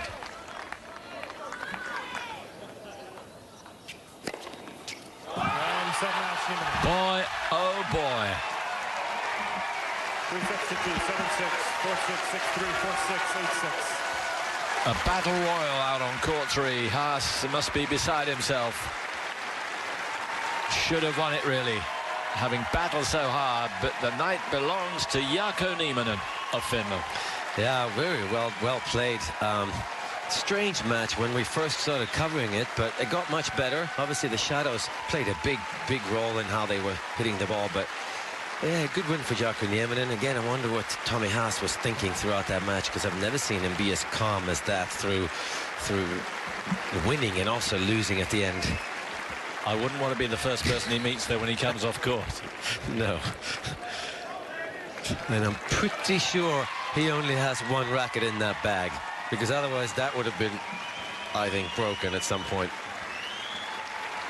He'll play Ivan Dodig of Croatia in round number 2.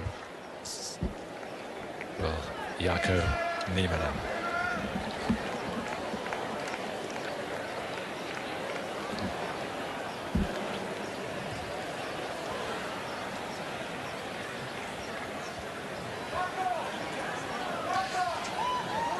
Great moment for the few Finns that are here. Look how similar the stats are. A whole host of unforced errors. 83 from Haas. But the key thing is that Nieminen won it in the end, saving match point.